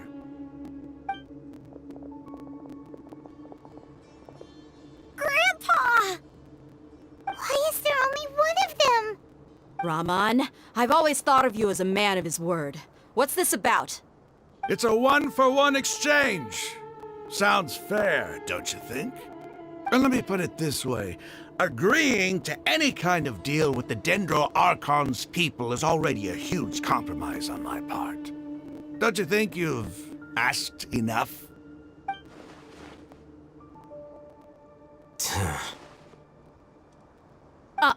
You stay right there!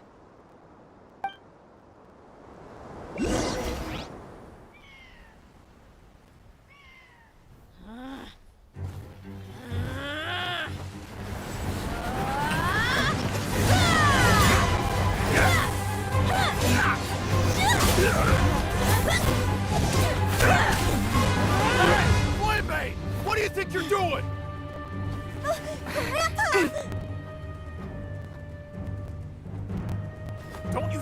wait here? You coward! Why are your hands shaking? Wait a second! It's a earthquake!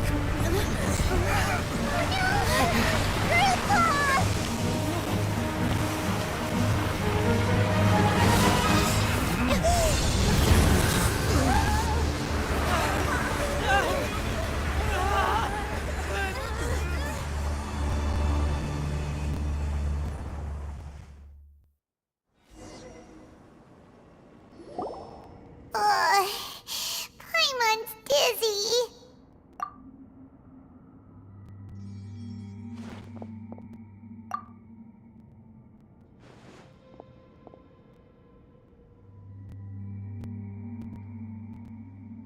Ugh, this day's going just great. What a nuisance. The sand dune collapsed. I saw an energy field. The village keeper protected us. It glowed green with dendro.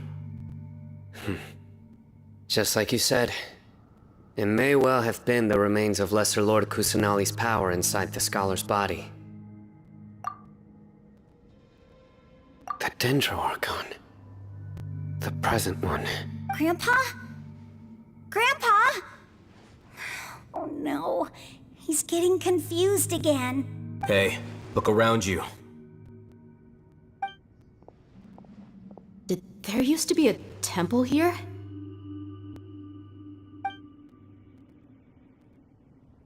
It seems that when the sand dune collapsed, it exposed these underground structures. The symbols on the gate belong to King Deshret's civilization. This structure must be ancient.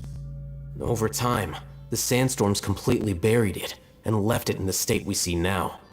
It could have been an underground palace in the distant past. Oh, a miracle. Praise King Deshret! What's he doing here? And his men too? They must have fallen down here with us. Pretty lucky if you ask me. Most of them seem in really bad shape. Except for him. He got off lightly. Mind your head. No, this isn't the time for conflict. Our exalted lord has shown us the way to his sacred palace. He's not actually gonna go in there, is he? As it happens, I want to take a look inside too. What are you doing? Don't you think it's curious? 1 minute, Lesser Lord Kusanali's power protects us from harm, and the next, remnants of King Deshret's civilization appear. 2 major deities are vying to showcase their power to us. It would be a shame not to witness them both. Paimon thought you weren't interested in gods. Indeed. In my view, gods are just a higher form of living being, or creature, you could say. New discoveries are always worth investigating. Whether they have anything to do with gods is neither here nor there. Rahman, what are you gonna do about your men? I'll just let them lay here. King Deshret will take care of his people. Right now, I'm going inside.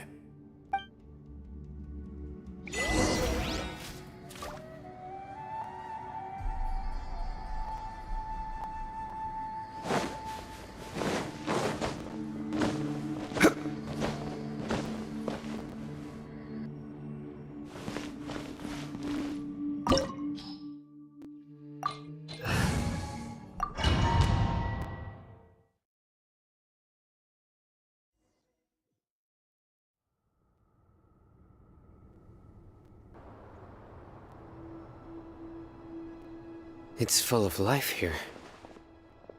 This defies comprehension. It looked completely desolate from the outside.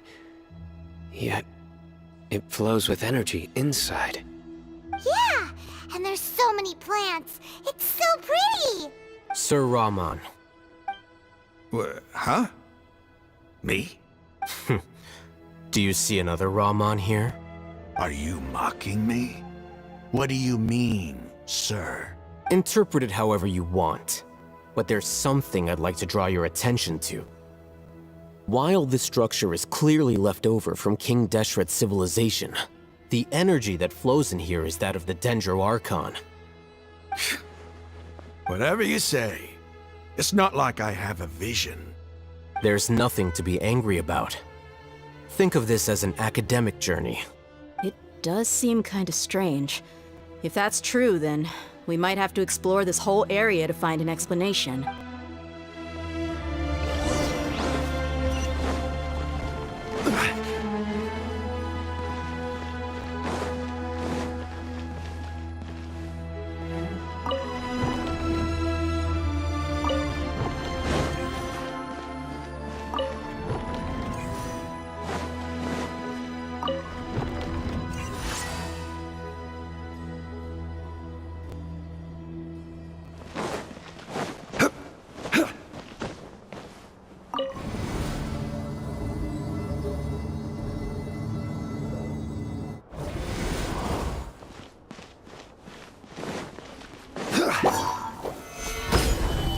This is order.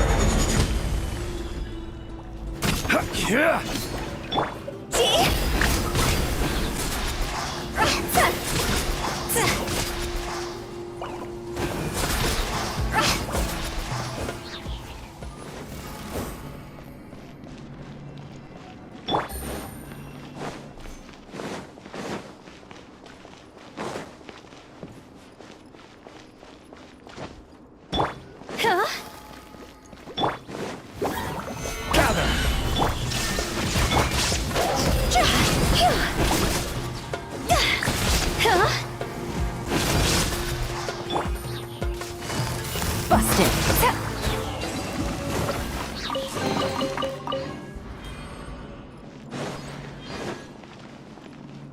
Take it easy.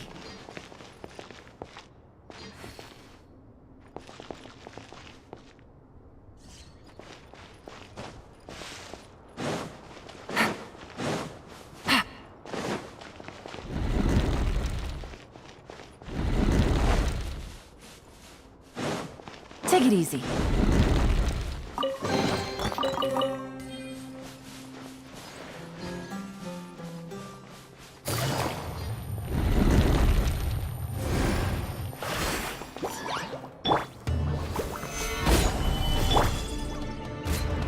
Illusion shattered!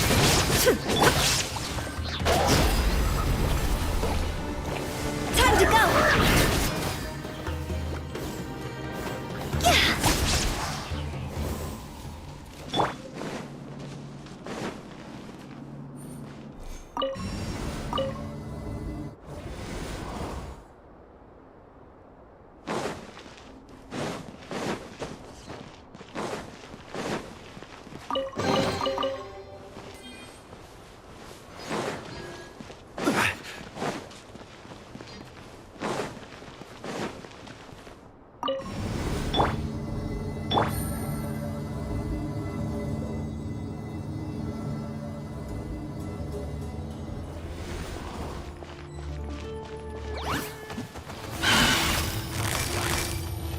Quietly now.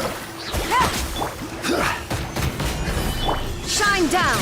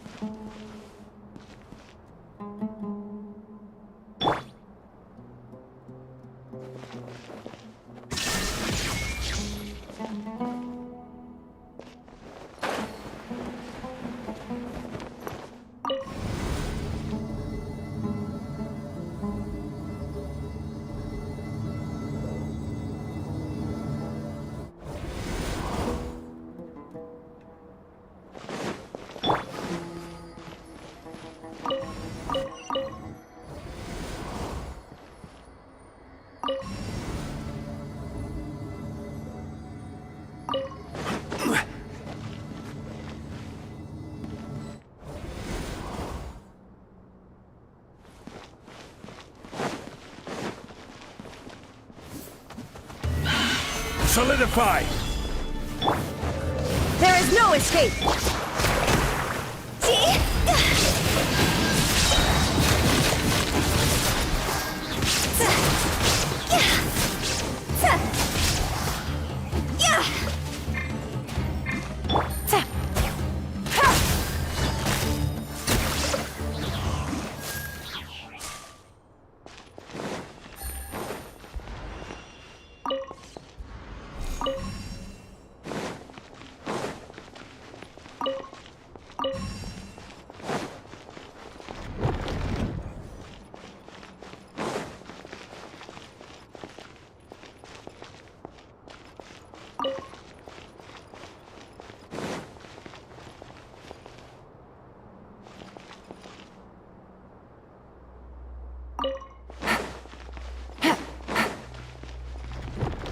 Take it easy.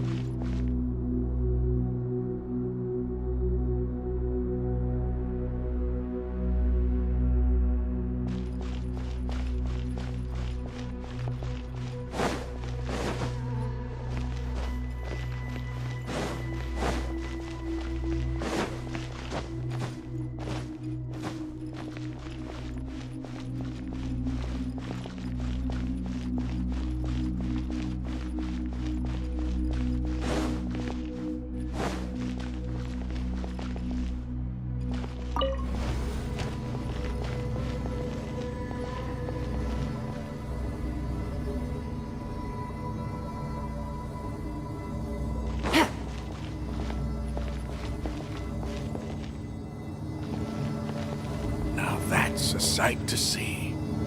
King Deshret's splendor surrounds us. There's so much vegetation here. It's different than what I expected. Sure are a lot of plants for a desert. That's what I call divine providence of King Deshret.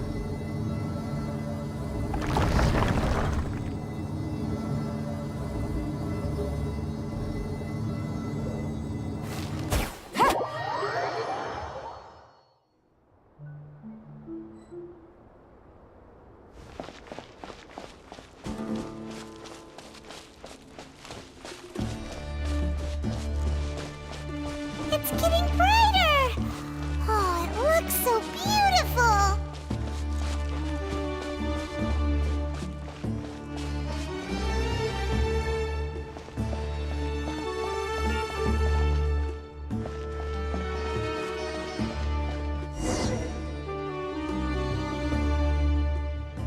Wait.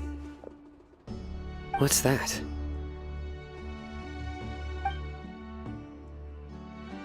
A load of flowers. And it looks like there's something among them.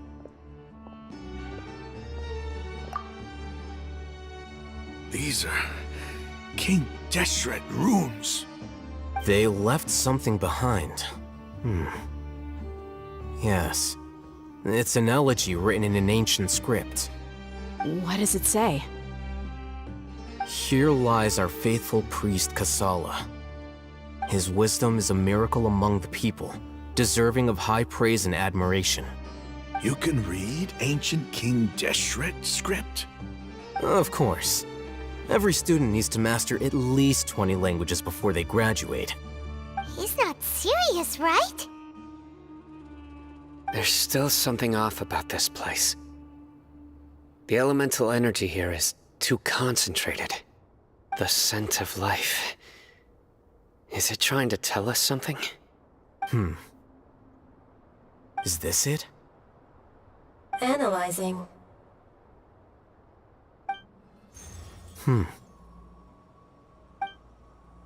There seems to be a hidden message among these skeletal remains. Excellent. There's a device from King Deshret's civilization in this gravesite. I'll transmit the information over and project it for everyone to see. Isn't sharing knowledge against the Academia's rules? Yes. However, under the circumstances, I'd prefer you to see this for yourself. You'll understand after watching it.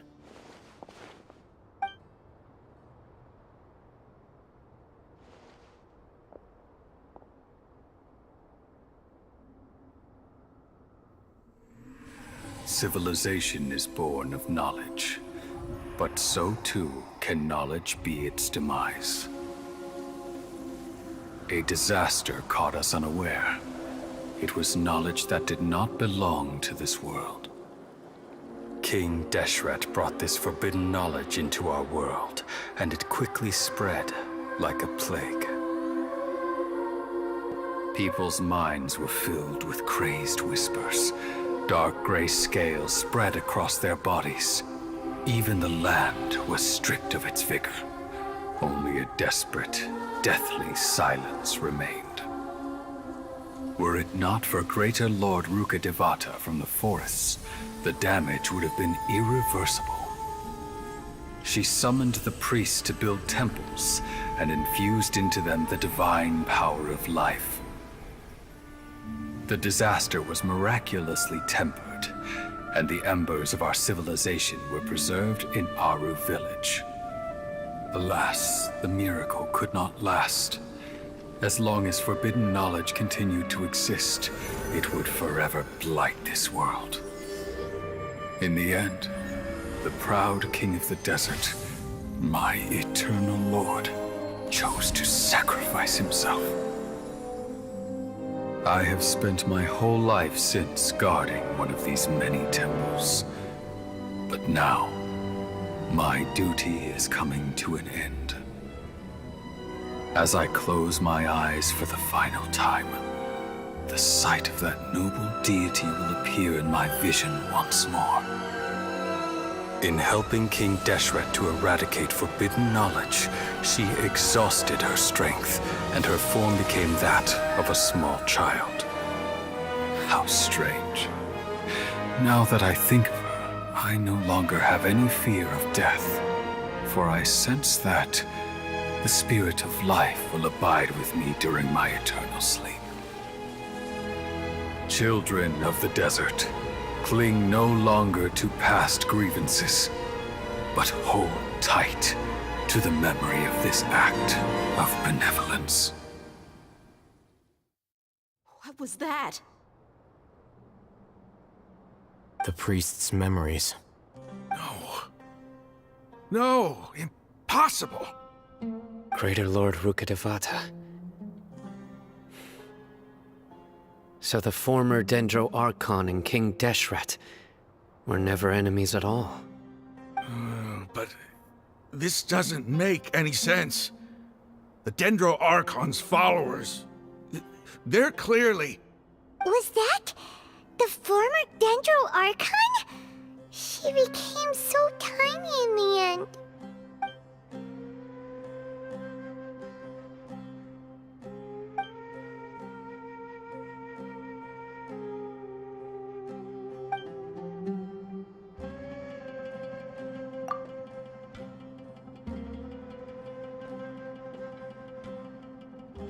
You might be distrustful of the Akasha, but there's no reason for you to doubt King Deshret's technology.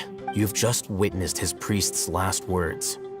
I've never heard about any of this before. The surviving followers of King Deshret all gathered in Aru village. Our god did not make mistakes. We refused to believe any of the rumors. King Deshret's death, the all but total annihilation of our civilization. It was all Greater Lord Rukkhadevata's doing. We saw her as nothing more than a traitor. Who stabbed us in the back in our moment of crisis. just like us humans. Fighting, feuding, double-crossing each other to survive in the desert. You were blinded by your prejudice.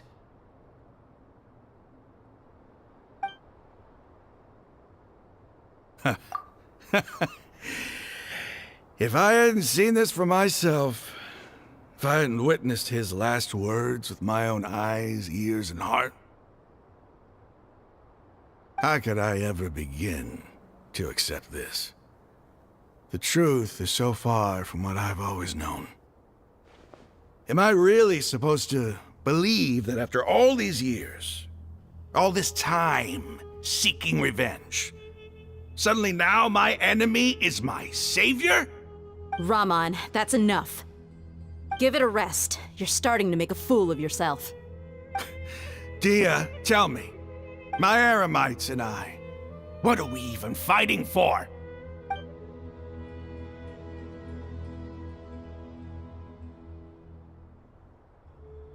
Hey, how you doing?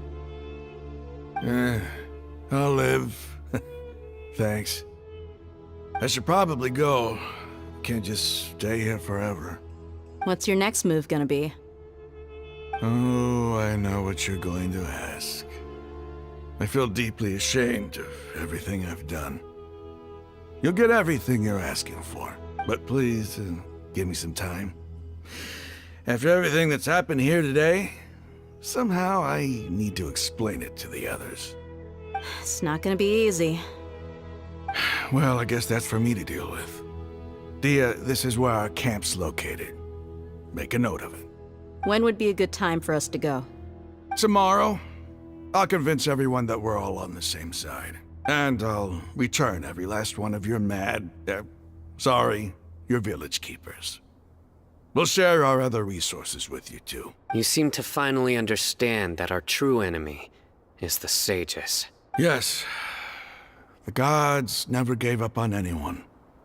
It's the people responsible for all this that need to face the consequences of their actions. That must have been rough, but he seems to have figured things out now. Raman's no fool. Being the leader of your own faction in the desert is no easy feat. It's too bad he was held back by his belief in King Deshret. But now that that's changed, I guess we have a few more people on our side. The outcome, at least, is favorable. We should get going too. Let's head back, have a proper meal, and a nice, long sleep. We'll need all our energy tomorrow.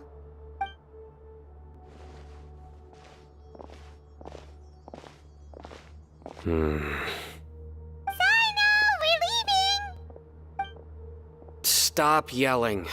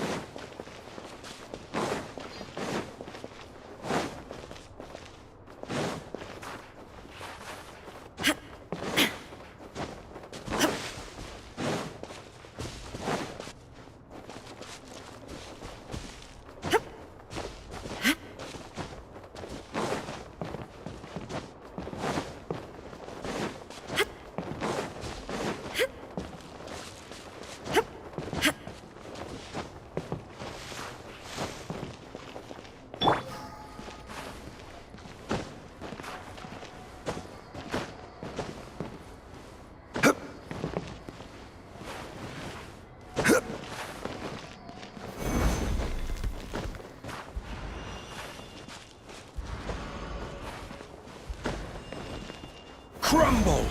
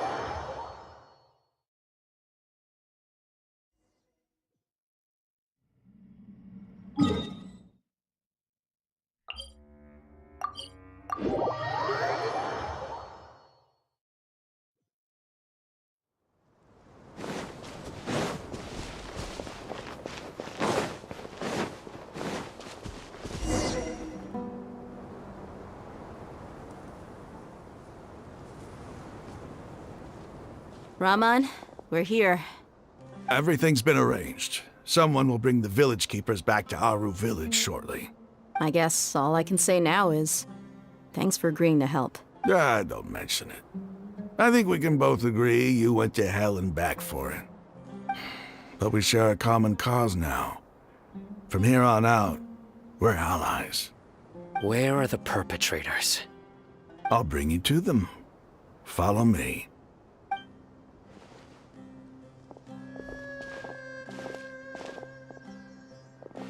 So these are the people who kidnapped the village keepers. Oh no, it's the scribe! There's no need to yell. No one can help you now. We've been all over the desert trying to find you! That's right.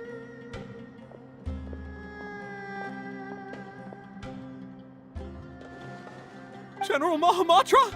No, no! Make it quick, please! Swift and painless! Whoa. The moment they set eyes on Sino, they turn pale like they've seen a ghost! You should have known that I would be coming for you. Wait, we were just following orders. You know what I'm talking about, right? There's no way we could have done all this by ourselves. No, not Sino. He's gonna tear us limb from limb. I could do worse. Please have mercy. Start talking. Otherwise, I'll have to resort to other methods. So, your superiors have kept you quite busy recently. Why? What are they trying to accomplish? They wanted to extract canned knowledge. Don't play dumb. You know what I'm really asking. They extract divine canned knowledge. Then what? I really don't know how to explain it. Well, you better start talking or you'll be sorry! You don't want to make things any more difficult for yourself, do ya? Be my guest.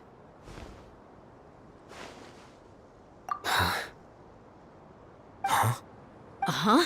That sure didn't sound like a fancy metaphor or anything. You're serious, aren't you? How did you know? There's no use hiding it now. Yes, you're right. The Academia is working on an important and potentially world-changing project. They are creating a new god. A god that will belong to them and to the people of Sumeru. It may seem as if Sumeru's academics are thriving, but ever since the death of Greater Lord Rukkhadevata, scholarly breakthroughs have been few and far between. The withering of Irminsul has been getting worse recently. The sages have tried everything they could think of, but nothing's worked. I'm always hearing them say things like, if only Greater Lord Rukkhadevata was still with us. Continue. And then, someone from the Fatui showed up. They called him the Doctor. He brought a gnosis and said he wanted to borrow the Academia's research facilities. The Doctor was previously expelled from the Academia. At first, the sages looked down at him in disdain. But when he said those words, everyone's expression changed. He asked them, "Do you wish to create a god?" This is what the arrogant ignorance at the extreme end of academia looks like. First, the Academia spent a long time constructing a divine vessel, which was based on an exquisite humanoid puppet. After that, they harvested dreams via the Seb-Zerus Festival Samsara, maximizing the Akasha's output. With the Doctor's help, and the Akasha now functioning at maximum efficiency, they were able to use it to extract the power from the Gnosis and convert it into a divine core. Next, they decided that their new god needed to possess divine wisdom.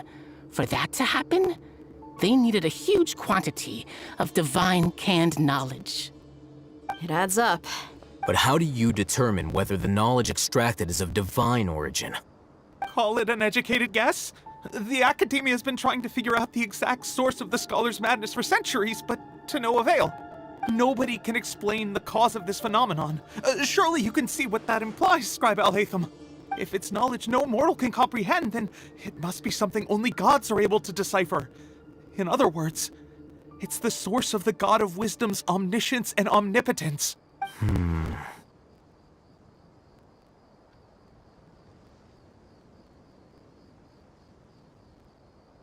You must have noticed by now. The Academia doesn't care about who their god is. It's the ability to exercise control over knowledge and wisdom that matters. It is as if they are cursed with a desire for omniscience and omnipotence that burns in their blood. Some organisms demonstrate phototaxis, and thus orient their entire lives in respect to sources of light. For the sages, their only source of hope is the existence of a deity who embodies the acme of wisdom. This is but a form of phototaxis. For many scholars, the absence of a god of wisdom means stumbling in the darkness for the duration of their lives. Then what does Lesser Lord Kusanali mean to you? Is she not a true god present in this world?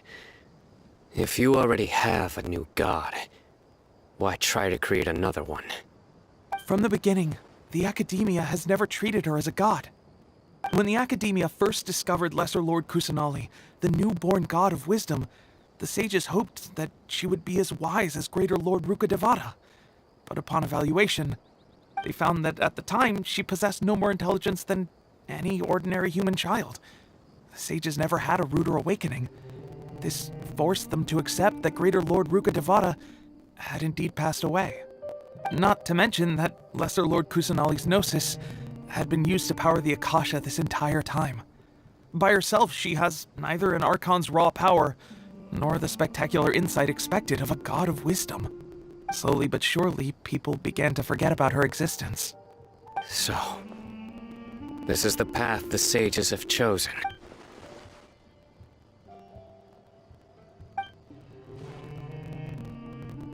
All right, let's try to keep our cool. If everyone's in a bad mood, then let's change up our scenery. Raman, give me a few men to help us escort the village keepers back to the village. And these two scholars, they're coming too.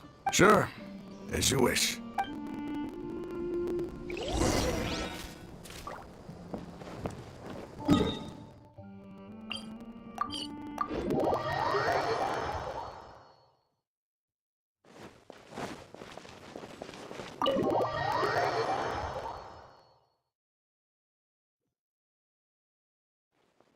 The village keepers you found have all been returned to their homes, and each one has a dedicated caregiver to look after them. The two new scholars are being kept under close supervision, too. Really great work, everyone. The atmosphere is so heavy.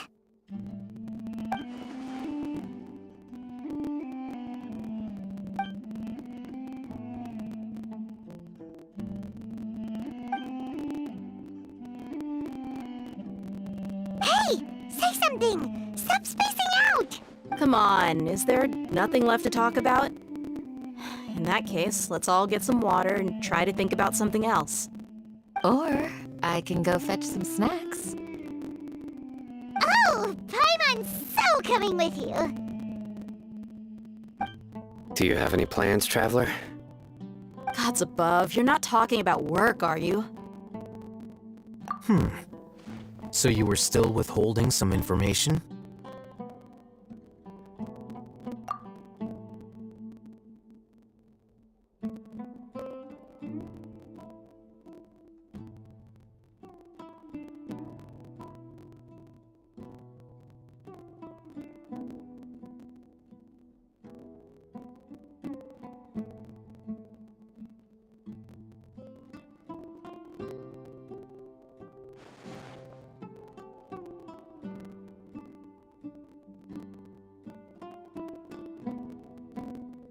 Even though we lived through all of this firsthand, it still feels super surreal to hear you talk about it again.